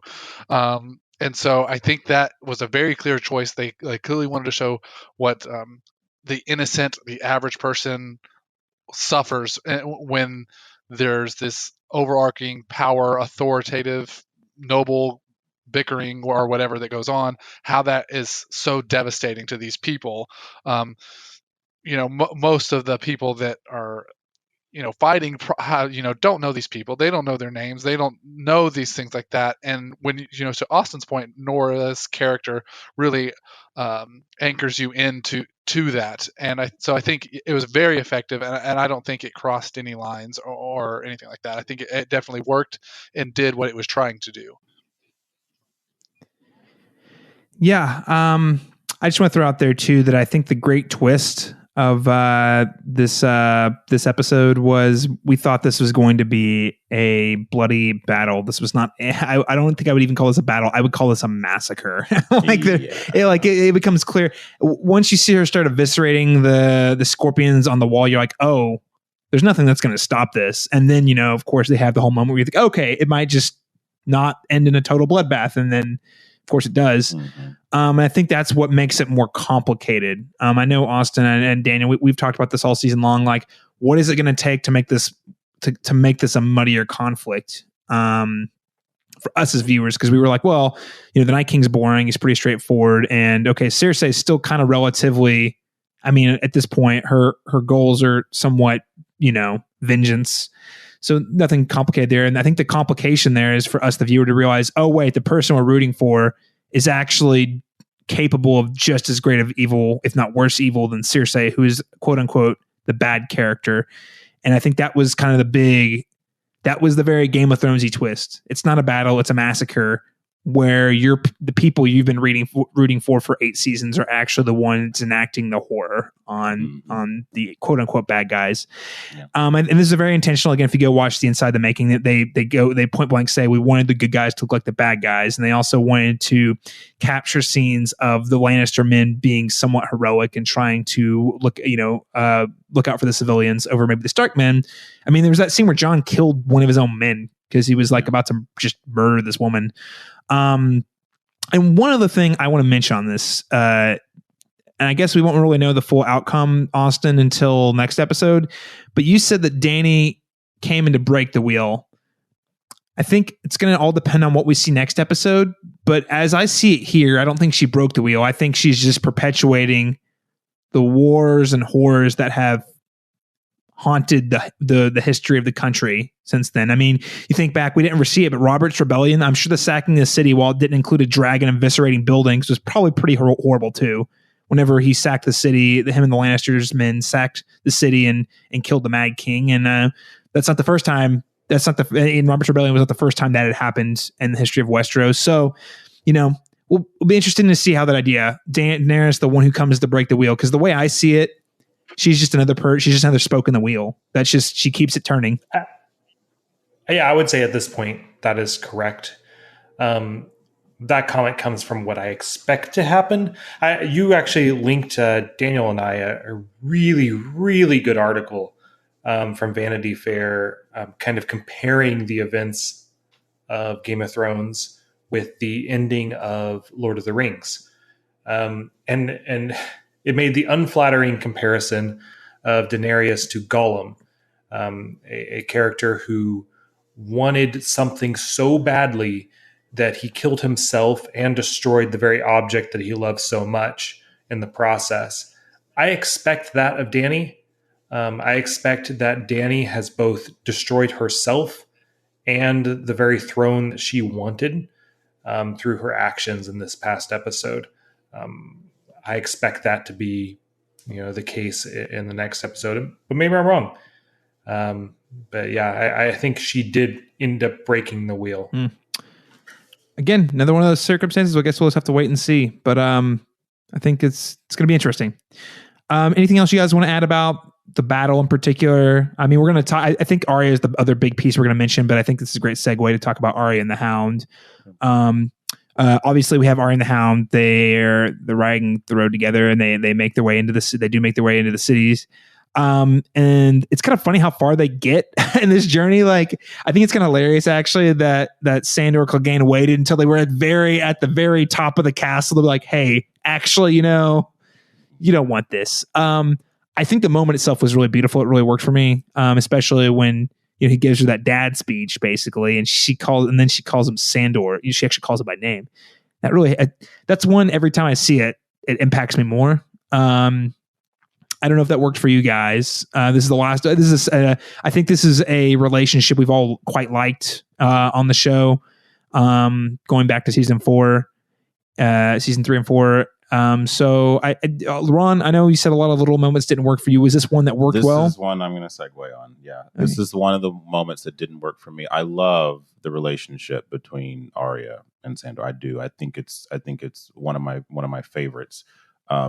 In the entire series, but this particular moment it wasn't so much anything to do with their dynamic so much as it was again, for me, this is one of those character motivation choices that felt conveniently twisted in a moment just so that she wouldn't have to be there in the moment for all the other conflicts. And I felt like for her to have had the culmination of all this, like she was going to do this was on her list. She may not have ultimately been the one to actually execute her. I think we all somewhat assumed Jamie was going to be. But I didn't want the reason she didn't do that to be, that she decided to walk away from it literally inches away from being able to do it. And now if something else thwarted that, if something else happened, it just felt to me like I wasn't convinced that she had a change of heart that fast. That's basically how I felt about it. Well, Daniel, I know you've had complicated feelings about Arya on the show, but I think we've all kind of come around to her a lot more this season, more so than the last couple seasons. What did you think about this? Do you think this was an earned moment? Did it work for you emotionally? I can definitely understand Laron's perspective. I think, again, we've kind of butchered this point, but the last, it is rushed. And if this is the moment you're going to have for her, we needed more time with that, and I can see that. In spite of all that, I think Arya having this, clearly the Hound shows in this moment that he maybe, didn't care about a lot of things in his life, but he definitely cared about Arya. And so that part of the exchange is very, very touching, and that part of it really works for me. The Arya stuff, yeah, I have to sacrifice a little bit to get there. I think her change of perspective is interesting, but we just didn't have the setup or the time to feel that. However, but despite all that, I really like their exchange and how it's him, saving her like he's been trying to do since season 3 or whatever it was. So I'm willing to give up some of that because of that side of the moment works for me. Right, you're willing to say because you're so invested in that relationship, you believe that he could change her perspective on it. With the rushed way that they're doing this, we just didn't get to see that or have it. So and that's unfortunate, and definitely makes the scene weaker. Back in the old days, we would have had an entire scene of them riding down to King's Lane together, having a really meaningful, thoughtful, emotional conversation about the nature of vengeance. But unfortunately, we don't have time to that, so it gets boiled down to like a 30-second scene. You don't want to do this, and you're right. I don't. Thank you for that fire. It didn't land for me. But that's fine. Sure. No. I think that's a fair criticism. That's what I'm saying. For me, the moment worked well enough that I can buy it, but it only worked because of all of the legwork they had done in the earlier seasons. There's a lot you have to, but to Daniel's point too, and I would say this is an area of criticism. You do have to fill in a lot of the blank to kind of get a vibe for like specifically why she would do that. And I think it's kind of the same fill in the blank a lot of these actors are having to do because it's no different from them. I know that several of them have said they just have the scripts to work with and they have to like kind of walk through why their characters would think things. And so it's a leap of faith. I think the moment works for me, but again, I think we were shortchanged in the buildup. And I think, I think that might be what it was for me. I think, I hadn't considered that it was probably because it wasn't developed enough in that particular moment. Then rather it being a character flaw, right? It may not have been a character flaw. It may have just been an underdeveloped characterization on the writer's part. But right, awesome. And I think the outcome is exactly what had to happen, as you guys stated. I think the Hound convincing her of that is perfect. He's been essentially a father figure for her since Ned Stark died, which is bizarre, but at the same time, like really, really fitting in this moment. It was 100% rushed. We should have had a little bit of build up to this. Maybe an extra 4 episodes to the season. Maybe how about definitely? But yeah, I mean that's where we are right now. I think the outcome is correct given what we've seen in previous seasons. I think the moment is probably not correct. Mm-hmm. Again, I don't want to beat a dead horse, but Austin, I think you said it really well last week, and I think that stays true. It's not what's happening, it's how it's happening sometimes. Yeah. The moment, the outcome is you're like that, and that's the thing I've been focusing on. The outcomes are really fulfilling, so I'm just willing to like, not turn a blind eye, but just accept that this is what the show is doing now and try to enjoy it for what it is. Like, it's not the same. And unfortunately, I think this is definitely an area where there was a huge shortcut taken. But you know what? Speaking of bad outcomes. Okay. So, all right.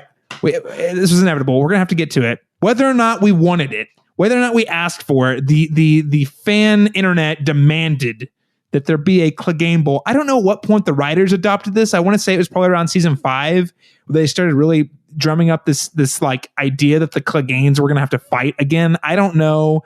It always seemed like a weird thing that kind of came out of nowhere. We've talked about it at length, but yes, here we are. The Clegane Bowl. And you know what? I still don't give a shit about why this. I don't know why this had to. I just thought this whole scenario was really kind of silly. Like the Hound makes it all the way to the Red Keep as it's collapsing. And it was so awkward when he's like, my queen. I was like, dude, this is so weird. Why are you here right now? Right. Like, it's like of all the places that could happen, this is the weirdest, strangest place for this to happen. And then like, yeah, I thought it was great that the Mountain, apparently did have more sentience than we thought he might.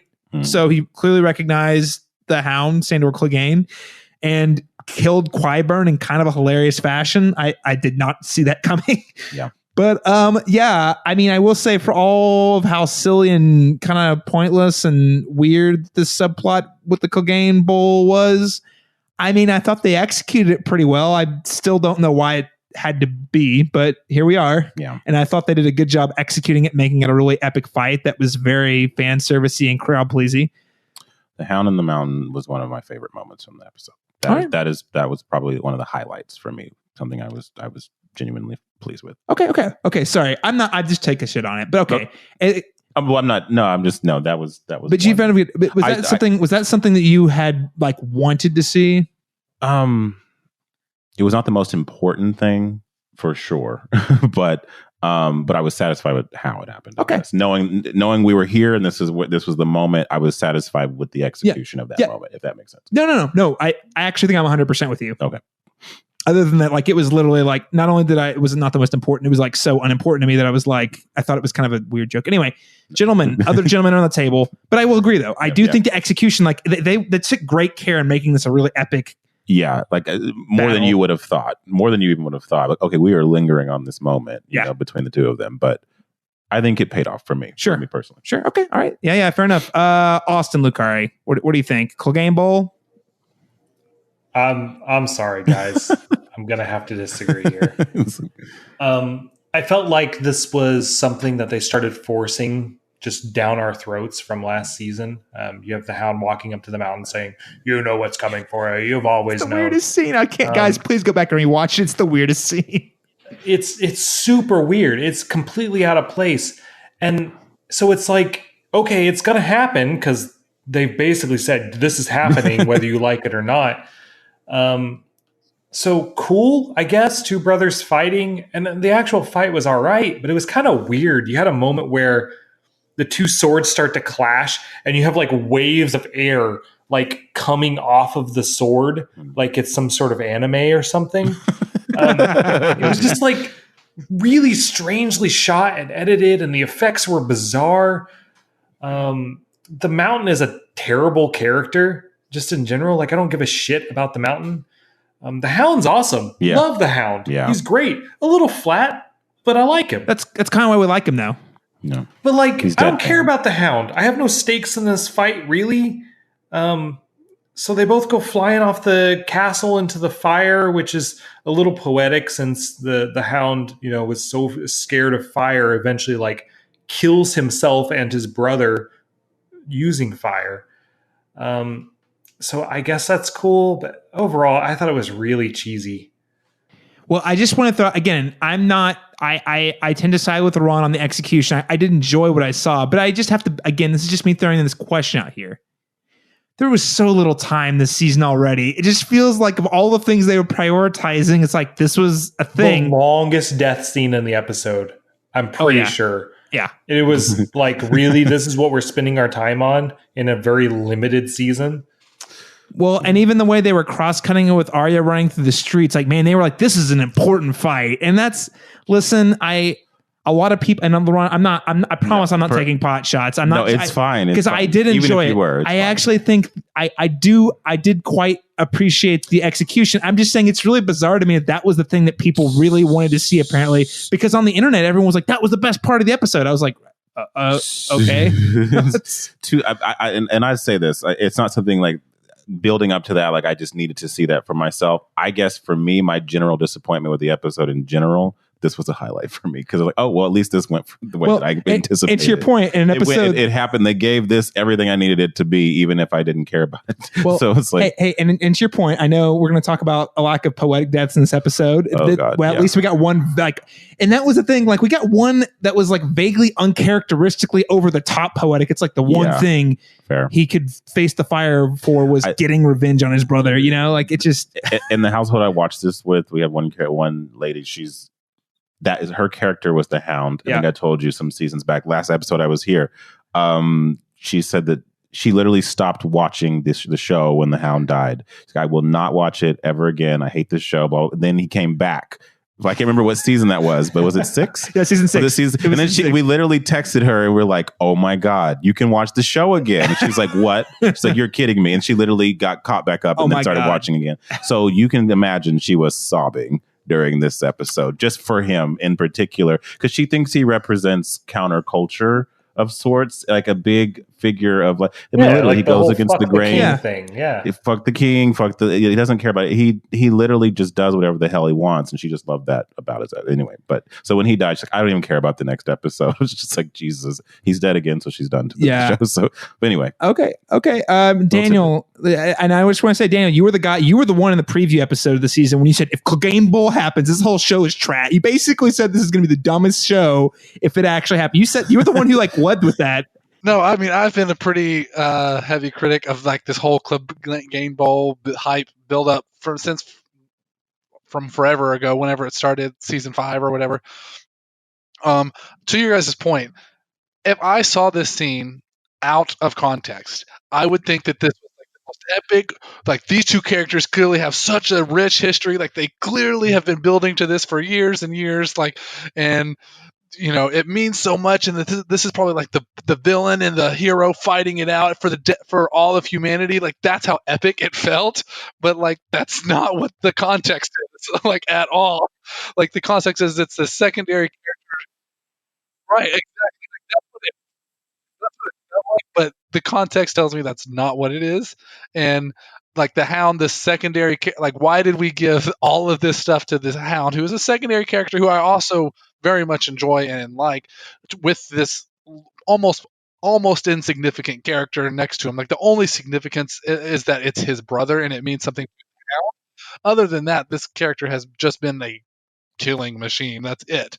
So I mean, it looked really cool. I think it was shot really incredibly. I think it's really, you know, to Austin's point, it's a little cheesy, but it looked really awesome.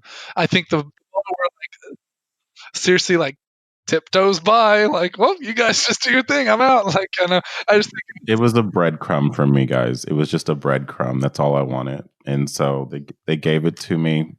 Guys, I'm moderately satisfied. Listen, Laron, I'm glad you and your friend. And listen, I feel like I got a really cool scene. I just am asking why. But why was it so important? It wasn't. It definitely wasn't. But you know what? Like, they treated it like it was. Yeah. That's the thing. And so that's not a criticism. I'm just saying, like, they took it really seriously and they delivered a grade A fight. I just was like, yeah. If you would ask me 2 seasons ago what's going to be the most climactic mano a mano in the show, I certainly would not have picked this in this moment. And it feels like a video game, down to the fact that the Hound is actually climbing a tower to get to the final boss, like a Soul Calibur or Mortal Kombat game. I'm just like, oh gosh. But you know what, I would have replaced this battle with Jaime and Cersei. Same setup. Yeah, or Jaime in the mountain, or I don't know. Yeah, anyway, it's fine. Yeah, hey, you know what? I'm glad a lot of people found a lot of enjoyment. Power to you, because I'm not joking when I say I saw a lot of people online, friends on Facebook and on Twitter, unironically saying this is the highlight, and I was like, it's called fan service for a reason. I don't understand, but here we are. Okay, so yes, rest in peace, the Hound. You will be missed. I do love the Hound, and at least he got a really cool, dramatic death of all the things. Okay. So in the meantime, we have Arya, who is making her way back down through the streets of King's Landing, kind of witnessing the destruction of Dany's dragons and the Dothraki all at the same time. It's pretty horrific. It at times feels like it's out of the Children of Men. There's a lot of there's one very long take in particular that feels very much right out of that movie. Children of Men, fantastic film. If you're listening out there and you haven't seen it, it's from director Alfonso Cuarón. It's one of the best movies of the early aughts. If you haven't seen it, you're missing out. But it also is another movie that is about kind of dealing with the ramifications of war and the brutality of war, using like long takes like we saw with Arya. I found it to be very effective, and I think in that both the kind of like inside Game of Thrones that's immediately after the episode and in the longer like documentary, they talk about like they thought it was super important for us to see outside of the mother and the daughter on the street. We wanted to see Arya kind of witness the events firsthand, the destructive nature and experience that's going to add extra emotional weight. So I found this to be an incredibly effective sequence. I really feel like this is why I feel Arya was really in the episode more than the Hound stuff. But Laron, what do you think? I agree. I think more so than Jon, because as we mentioned, he's kind of a boring character. But the pulling back of like, hey, let's stop this. Like he was genuinely trying to stop people from fighting. But he's so ineffective. And I felt like Arya's moment with the people on the ground was much more effective emotionally for me. When she went in there and had that last kind of conversation with them, like, you're all going to die in here. We have to make a run for it. It seemed more emotionally affecting for me than when Jon had tried. But if in essence they're doing the same thing. The same thing from different perspectives, I think, for sure. Yeah. I think you're seeing more like, I think from Jon, he's more like the soldier perspective, like the war weary soldier on the battlefield who kind of like stops and has that Saving Private Ryan moment where you're like, wow, this is horrible. Versus Arya, who I think is kind of experiencing the civilian side of it, where it's like, oh my God, I'm just trying to not get destroyed by the rubble and get trampled and everything. And Daniel, what did you make of this? I really like this. I think this season has gotten a lot of criticism, but I think one of the things I would have a hard time believing anybody criticize this show for is like this season. I feel like their cinematography, the way that they have shot certain episodes, has been really, really, really good. And except for all the complaints about a dark episode 3. Get out of here, people. I'm sorry. That's me. That's not representative of the entire podcast. That's just my take. And I think Go on. that even in the dark episode of C3, I think we talked about that. But I think this season there has been a lot of really, really beautiful shots, and cinematography has been on point. And I think this is one of those scenes, Arya running and weaving and throughout the streets, I think is super effective. I think it really encapsulates, what it's like to kind of be. I felt like I was there, in a lot of ways. And so, yeah, I think this works. And I think it's interesting, Arya, to me, a lot of what she encapsulates is she's a survivor. I know there's a lot of other things, that her character is kind of represents, but she is figured out how to survive in every scenario she is, and she kind of starts to try and impart that on some of the civilians there. Now, she's not effective at that, but that's kind of where I felt like, she's made this decision. She's turned away from her revenge. She's not going to go kill Cersei. So, but what skills does she have? She has the ability to survive, and she's trying to have other people, she realizes we can't stay here. We have to move. She knows how to survive, and she's trying to impart that on the other, on the civilians. And I think that, with the way, with the amount of violence that we're seeing in Arya in that moment really, really, really works. I thought this was one of the more powerful scenes or sequences rather throughout the whole episode, personally. So Austin? Yeah, and I agree. I think it was a really exceptional sequence, but for me, like as I mentioned before, it ties back to the characters of that mother and that girl that we saw kind of at the beginning of the episode and then through the middle, and now we kind of see their demise. I think that's the payoff of the whole thing. Arya is kind of a vehicle to make that happen, but I think the point is the story of this family who's affected by this war. Yeah. And of course, we see her again get a kind of close out the episode by riding away on the white horse, which is death. Again, I think it's only heavy-handed if you know the biblical imagery, and I don't think everybody knows the biblical imagery. It feels heavy-handed a little bit on the nose with the white horse. I also thing, thought of Daniel, the imagery of the White Knight, kind of rescuing everybody. If Arya indeed is the savior of everyone, I think that's fitting as well. Was that Harry Strickland's horse, by the way? The white horse? I don't know. There were so many Dothraki in the city; it could have literally been from anywhere. All right. Which, by the way, we're not going to spend much time on this, but rest in peace, Harry Strickland. Like, they casted a dude from Vikings, and you're like, oh, this guy's going to screw some people up before he goes down, right? No, he went down like instantly. I was like, oh, yeah. Wow. They kind of really set the tone for the episode. You're like, oh, this guy's going to tear some stuff up before it goes down. That's kind of how I expected the whole episode to go. Oh, no, it was like, oh, yeah, I drafted him pretty highly, and I was like, all right, this man's going to give me some points. I mean, he got me some death points, but that's really about it. Yeah. Okay, so let's go ahead and we get a close out with the big one. I think I know we've got a lot to cover. I know we're running long. This is Game of Thrones' fault for having extended episodes that are all packed full of like conclusive story arcs. So Jaime and Cersei. After Jaime is set free from Tyrion, we see him attempt to sneak in the capital, and I actually thought, man, I was so on the edge of my seat with where this was going. Because you see him kind of like throughout the episode, kind of slowly making his way through the city, and you're like, all right, when's he going to come to play? What's he going to do? Like, seriously, I was like, I still don't know what he's going to do. Like, is he going to kill Cersei? We'd all kind of talked about that being an option, but I think we also were like, well, he might just be there to try to get her out of the city. It wasn't super clear. Maybe he didn't know what he was going to do in the moment. So I was like, lots of suspense for the Jaime storyline. This is the one I was like, man, I don't know where this is going. I think I know where it's going, but maybe who knows? And then of course, Austin, this is mostly for you. We get to see him have a mano-a-mano out of basically nowhere. Euron Greyjoy emerges from the water next to the boat at just the right time when Jaime Lannister happens to be there. Teleporting crazy boy, Euron Greyjoy, just showing up out of nowhere like always. Look, this memes aside, Euron's a terrible character. Like, he's just awful.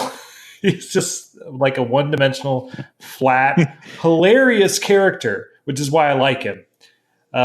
He's kind of crazy. He's weird. He's unpredictable, which made him enjoyable for me. But he didn't really have any actual development.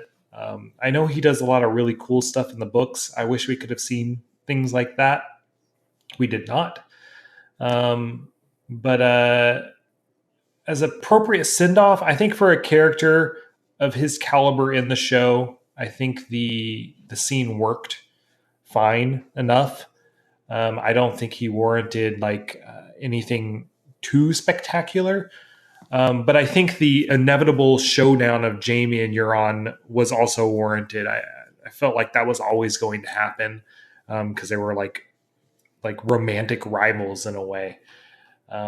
Overall, I'm sad to see my buddy go, but I think it worked well enough.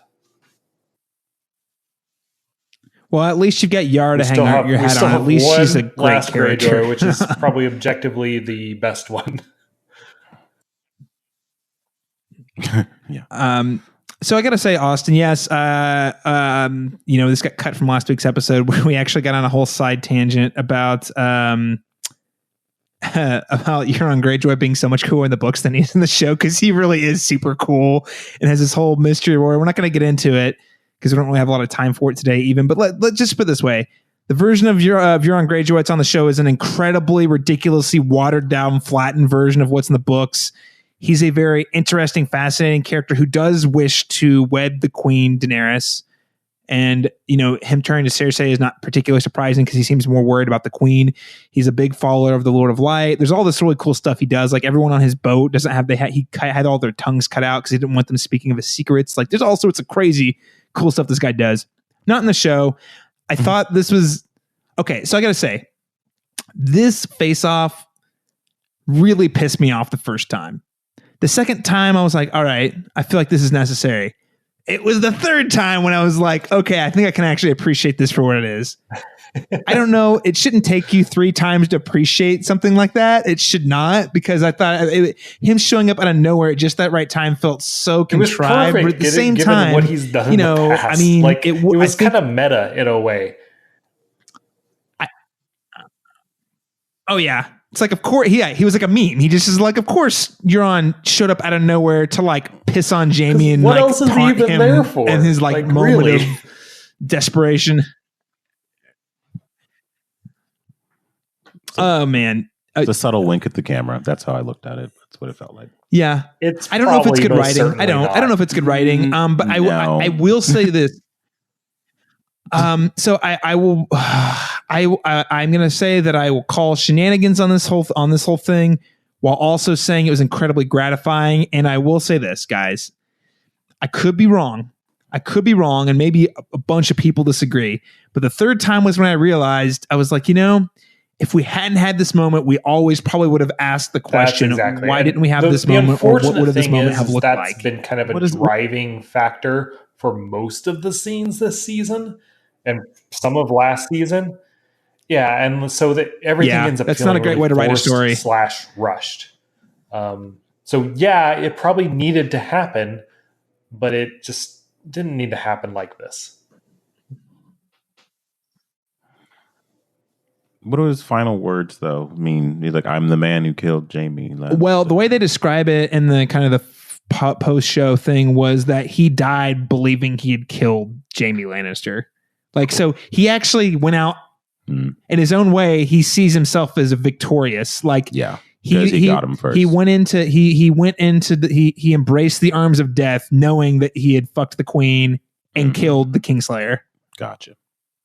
Again, kind of cartoonish and kind of silly. Yeah.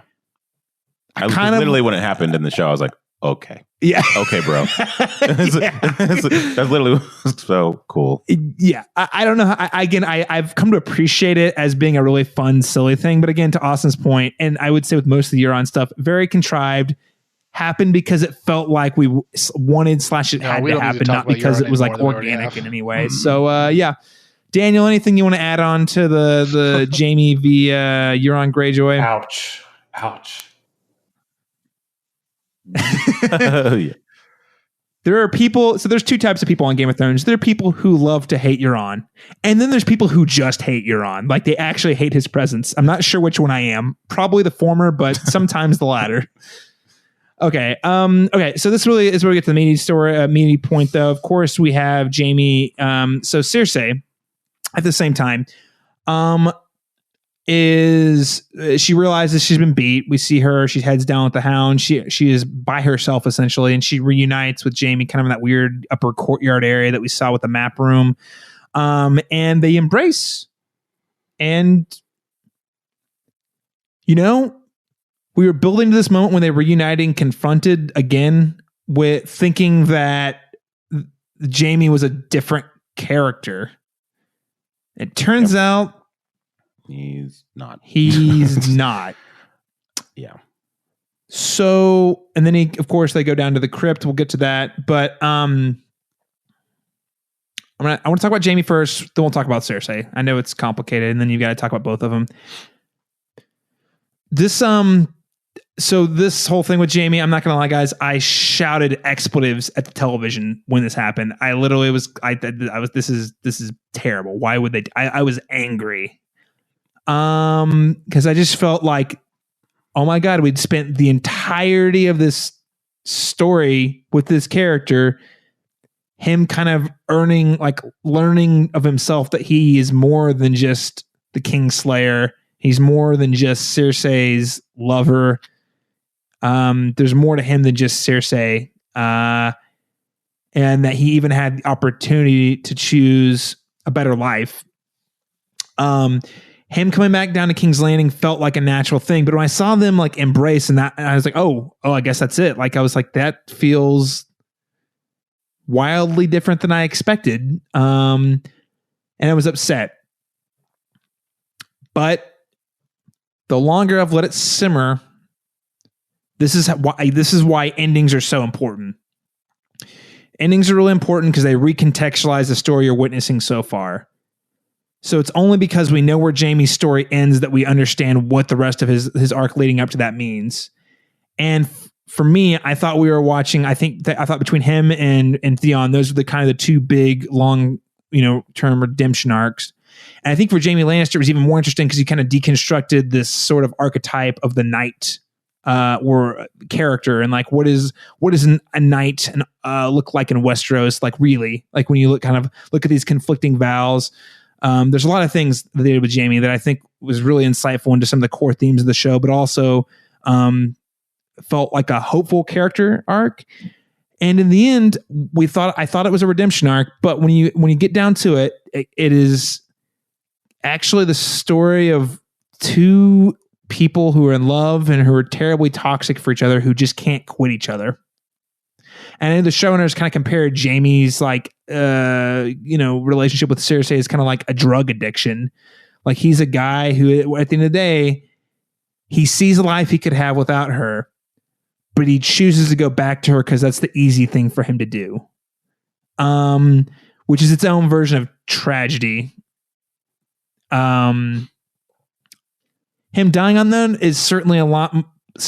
I'm saddened by that. Because I'd hoped for a better life for him because I feel like he deserved it. But I think that's the tragedy, right? Brienne saw it, and that goes back. And I'll stake my point going back to what we talked about last week. I actually think this, in my mind, this kind of reinforces kind of what I was saying about Brienne last week. She was not crying in in a bathrobe in the snow because her lover boy was running away.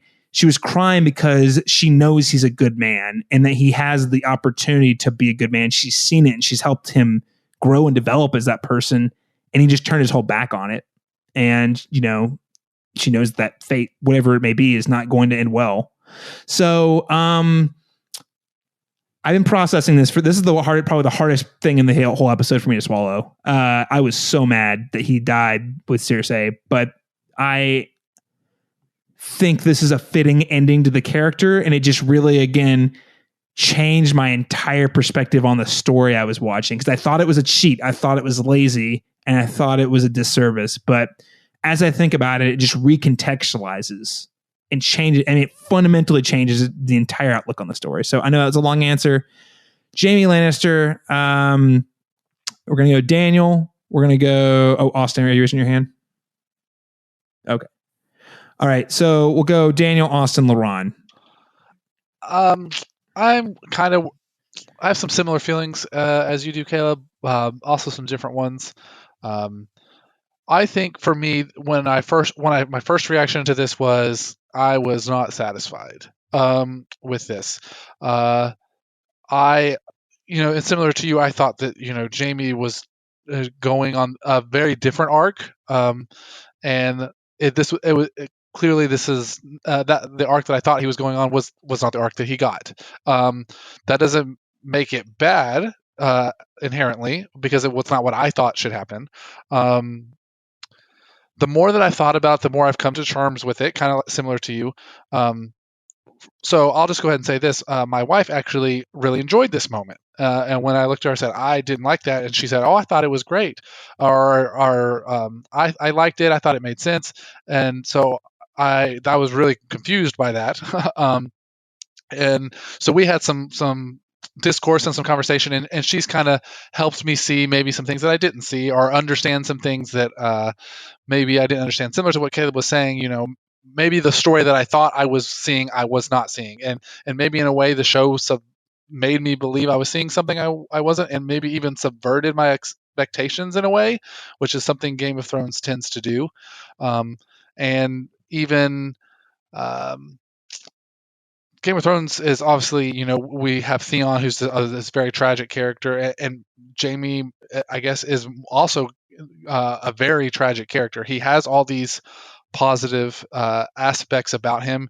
He starts off as the guy who throws a kid out the window, and you start off kind of hating him, and then you grow to love him because you see, what he's truly about, and you see, his the decisions that he has made in his life and how he wrestles with if he is a good person or not. And you start to grow to understand his complexity. But as Caleb, said already, there's always this Cersei thing looming over him.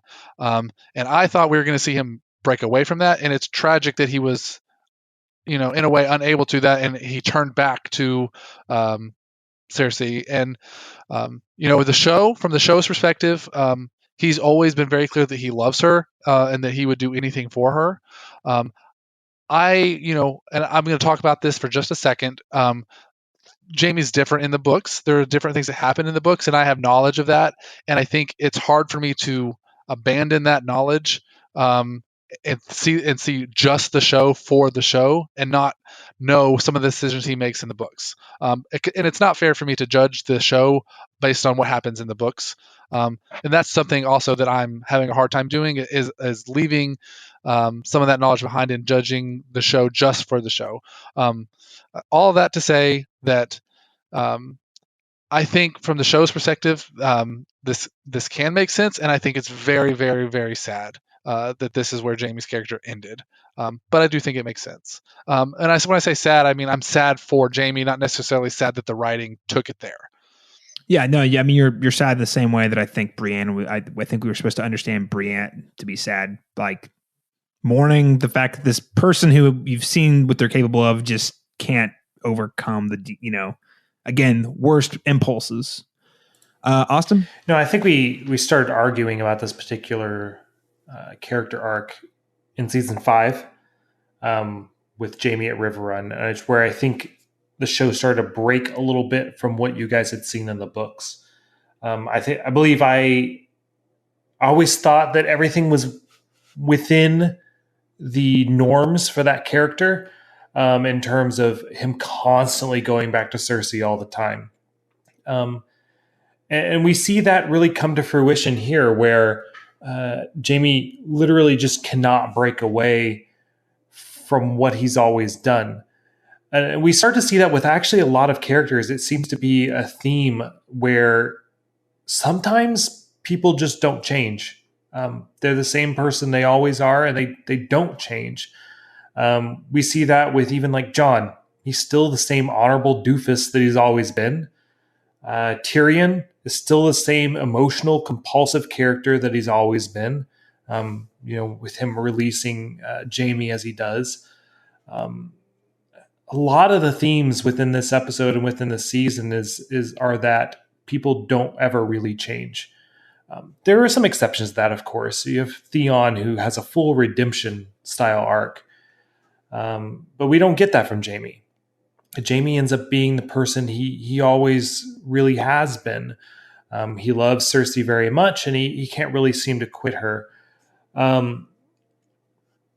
Overall, while I liked this ending for Jaime, it was tragic, it was heartbreaking, it was fitting. It could have happened last season. We had the scene last season where Jaime is fighting for Cersei, despite what he wants to be doing. And you have Daenerys flying in and roasting most of the army. And at the end of that battle, Jaime is floating down to the bottom of the river. And I said at that point, like, Jaime's dead. Jaime's dead. And it's fitting because he never wanted to be in that battle. He did it for Cersei, even though he argued against it. And he dies because of it. If he had died in that moment, not only would it have been fitting for Jaime, it'd have been better for Cersei's character probably, and it would have been better for Brienne's character. What we see here is I think a desire from the show creators to bring that character forward for the sake of having Jaime involved in the final season. I think they did a disservice in kind of dragging out his storyline I think it could have ended in a very satisfying note last season, and unfortunately, it did not. I don't think I agree with you there. I think it was necessary. I think it was very necessary for his character to stick around the entire time. But that said, I mean, going back to your point, though, I think the way they wrote that particular scenario, like logistically, he should have died. Like he was wearing armor floating in the bottom of a river after fighting a dragon. Totally logistically should have been dead. But I don't know. I think this might be another conversation to say for our wrap up episode. Honestly, Austin, I think we have a lot more to talk about here, and unfortunately, we just don't have the time for it tonight. But Laron, so bookmark that, listeners. We're going to come back to that, like in the grand scheme of the series, looking at Jaime. But Laron, I want to get your take from what did you think of the way they wrapped up Jaime in this week's episode? I've now listened to all three of you, and this for me honestly was the biggest disappointment for me. I wanted, and I understand, and I definitely I get all of your perspectives on it and how it makes Jaime's character more tragic. For me, Cersei's character, while I hated her for most of the season, I felt like she was such a layered, complex, just a great character villain. And I felt like her being kind of relegated to essentially pouting out of a window for half of this episode, because she doesn't show up for half of it. She's faced death how many times throughout this series? She's been kidnapped. She's been shaved. She's never feared death. That was never something that was in the way of what she wanted. And here, seeing this send off for her, for me, it just felt so unceremonious for me. Maybe less so for Jaime. Maybe his arc is more interesting, but hers for me was weakened dramatically by it, because she didn't do anything. She didn't play much in this episode. I felt like she would have went out with more of a fight than that. And I just seeing her reduced to a puddle of tears and crying in Jaime's arms, while romantic for him, I feel like her character, given everything we've seen prior up to this point, it just felt too flat for me. This was the one that I wanted something grander. I didn't necessarily need to see her get ripped, to shreds or anything like that, like some people were calling for. But her death was important to more people than just Jaime.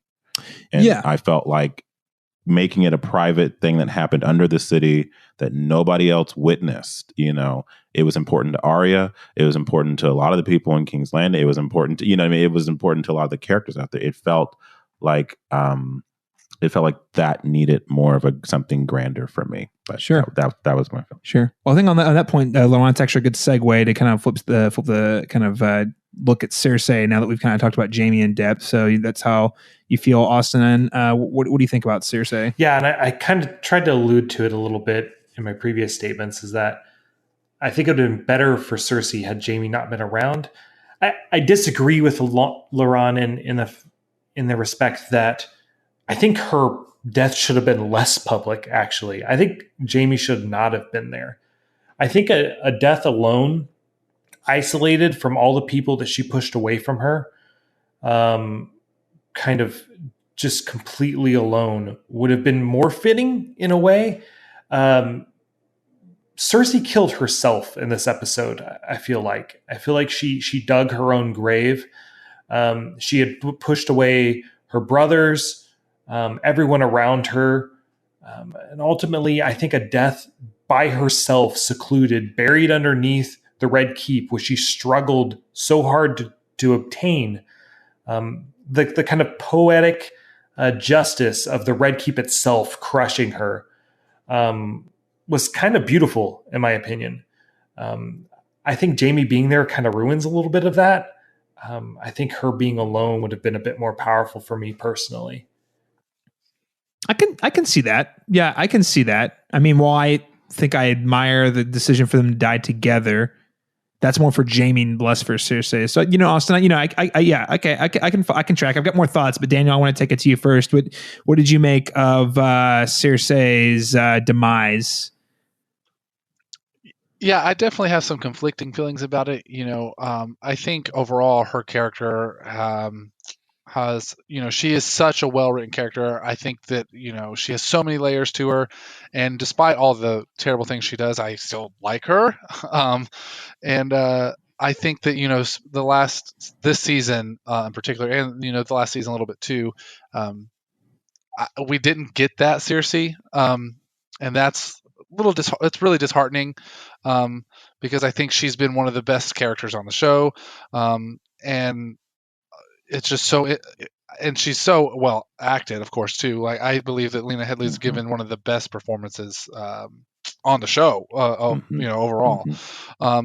Iconic performance. Sure, absolutely. Yeah. And it's honestly very, very sad that she's never going to win an Emmy for her performance on this show.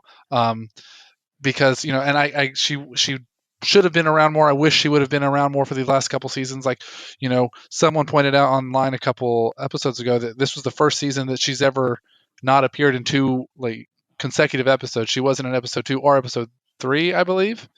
And that's never happened in the history of the show for her character. She's always made an appearance because she's just so compelling to watch on screen. So I think from that perspective, it's I definitely understand where Laron's coming from, where it's a little unceremonious, and to see her, just crying underneath the red keep. I get where that's coming from. I think part of that is about her. So we've talked about her pregnancy before, and we've always doubted it. I guess it was. I guess it was real. It was real. That changes it for me a little bit, because obviously her most redeeming quality has always been her love for her children. So in that moment, I think it's not about her; it's about her child.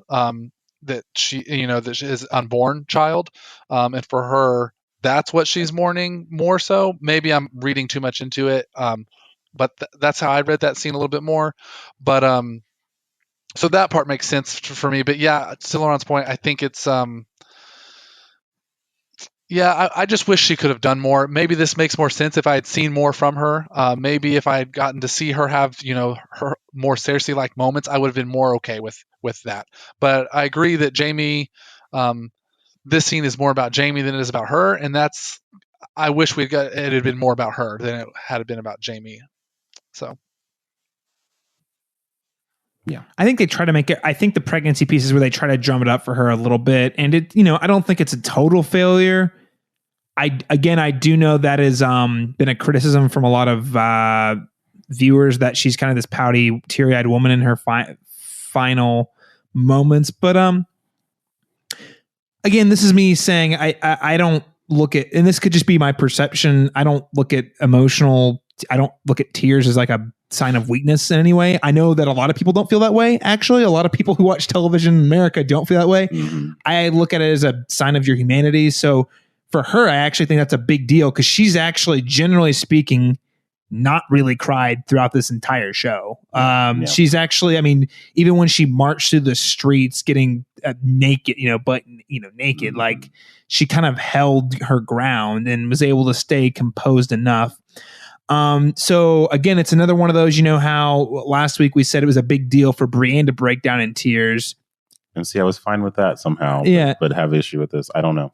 And I'm not, no. And here's the thing. I feedback I have heard, I don't know if I agree with, but is that they're painting all the women to be very emotional in like these final scenes.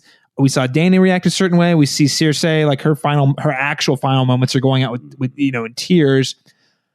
Which again, I do think is somewhat fitting, and it's not a moment of weakness. It's a moment of, she kind of, in that brief moment, is faced with the reality that she has lost control. I think that something that's really important for you to know about her is that she always feels like she's in control, with the exception of when she's under the thumb of her father, in kind of the earlier seasons.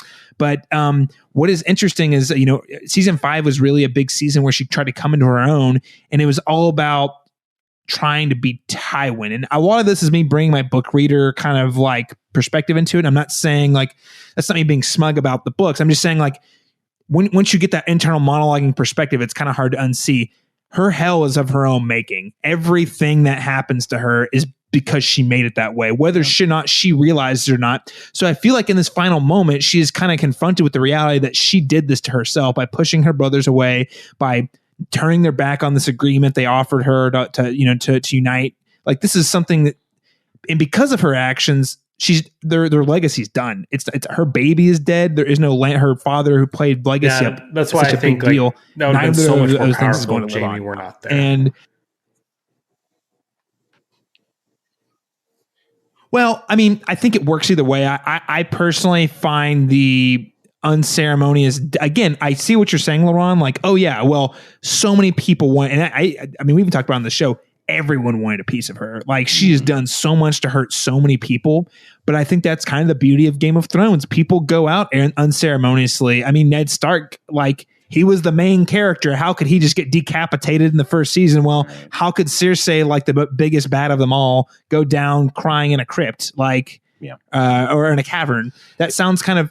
It felt too easy for me. Yeah, too easy. But I mean, that's another thing too. Well, to your point though, and I think what Daniel's saying, and I actually wholeheartedly agree with, is I think this season has been a massive disservice to Cersei. I mean, that's the thing. They had so much time left to give, and I feel like they've done everything they thought they set out to do with that character arc. So really, she was just kind of like running in place until the rest of the storyline caught up to the fight. Mm-hmm. You know. Mm-hmm. So yeah, I think if she'd been better serviced by the rest of the season, it might be a little easier to swallow. Fair, for sure. I'll put it this way: I like the idea of what I saw a lot, and I'm not sure how I feel. I still don't know 100% how I feel about the execution, because maybe we didn't get enough of badass Cersei. More time would have made it more impactful for me, I think. More time, the answer to a lot of the problems. So the biggest problem I have with this entire season is we needed 10 episodes. That's all it is. Yeah, so the last 2 seasons, I would actually argue. 2 maybe. Well, guys, I mean, we've covered a lot. I think we've touched on so many different areas. This is the penultimate episode of Game of Thrones. So, what an episode! I know it's polarizing. I know a lot of people hate it, but I don't think it would be Game of Thrones proper if it wasn't that way. And I think it's going to be a very well-remembered episode of television. I'm not sure it's going to be well-liked, but it will be remembered. I don't think people are going to forget this. And I'll honestly say, I don't know, at least from a production standpoint, removing how you feel about the story decisions, I don't know if we're ever going to get an episode of television as well-produced. Yeah. I don't think we've ever seen an episode as well produced as this before, and I'm not sure we're ever going to get one after. What they pulled off is incredible. It's a Breaking Bad. It's depending on how you look at it. Yeah, it's one of those iconic moments in television. Yeah, for sure. It's just so well produced too. I mean, the production value is through the roof. The massive amount of the scope of this show, the amount of characters in the show, the amount of different story arcs, and there's just so, I don't know if I've ever seen a show with so many like characters that were so well written at times and have so many different layers. And I also agree that we're probably never gonna. It feels like we're never going to get something like this again. So yeah, I think all of that on top of just the production value as well is something that the show tried to do something never been done before, and in a lot of ways it succeeded at that. Mm-hmm. And now we just have to wait to see the final episode to see if it wraps everything up in a satisfying conclusion. And satisfying by Game of Thrones standards, which means it's probably going to be wildly unsatisfying. Like emotionally, like you're going to hurt yourself, but you're also going to be like, but that's how it should have been. That's the goal, right? Like, anyone I've asked to watch this show, it's like this. It's like, should I watch it? I'm like, it's tough. That's all I say. That's all I say. It's like hard. You're going to invest a lot of your self into it. It's not necessarily good for your health, but I love it. But I can't stop. I'm like, so we're all Jamie in our relationship with Game of Thrones. We can't stop. We can't just. We're the tragic heroes, guys. Yeah. All right. Well, on that note, Laron Chapman, thank you so much for joining us. Final season, penultimate episode. It was a really pleasure to have you on last year and again this year. One thing I really love about the show is just being able to celebrate Game of Thrones with my friends and and talk about it on the air. And, I know it's only been 2 years, but it's been a real pleasure having you a part of kind of our cast of guest hosts. So sure. Yeah. Thanks for having me. Anywhere people can keep up with you or all of your exciting projects online? Yes, they can follow me on Instagram at FreakyAFFilm if they want to keep updates on my latest film project. So, excellent. Well, a reminder out there for you listeners, you can follow the Cast Beyond the Wall on Twitter at cast_beyond_GOT or on Facebook at facebook.com/Cast Beyond the Wall. You can also find me personally tweeting at CMasters Talk. That's letter C Masters Talk, tweeting about all the things. Right now, we've already gotten through Pokemon. So if you're following me this week, you're probably going to see me tweeting a lot about John Wick Chapter 3. I already talked about this last week, so I'm not going to do it again. But John Wick 3 is coming out this week, so you better believe it's going to be occupying my Twitter feed when it's not Game of Thrones. So, Daniel Stull, anywhere people can keep up with you online? You can follow me on Twitter at DanielStull23. I don't do a lot of stuff online, but I love talking about movies, Game of Thrones, anything like that. So if you want to continue the conversation, I'd be happy to talk to you. Austin Lucari? You can follow me on Instagram, actually, as at AC Lucari, Lucari. Probably a bunch of food pictures and family pictures. But if you have any questions or feedback from the show or want to tell me how amazing my theories are, you can feel free to contact me there. T's and P's for Austin. He's not showing it, but the loss of Euron is it's taking a toll. It's taking a toll, and he needs all the mall support. I just want to make sure we always honor the hero that is Euron Greyjoy. We will honor the death of Euron Greyjoy. Yes. And unfortunately, Austin, I've got good news for you. Samwell Tarly's he's your best friend. He's got your back, and he'll be back for you next week. So just you wait. I have no doubt that he will make his rear his ugly head next week. So. All right, everyone. Well, thanks so much for tuning in to our recap of Season 8, Episode 5, The Bells, the penultimate episode of Game of Thrones. Join us next week when we go beyond the wall to talk about the series finale of Game of Thrones. Until next time.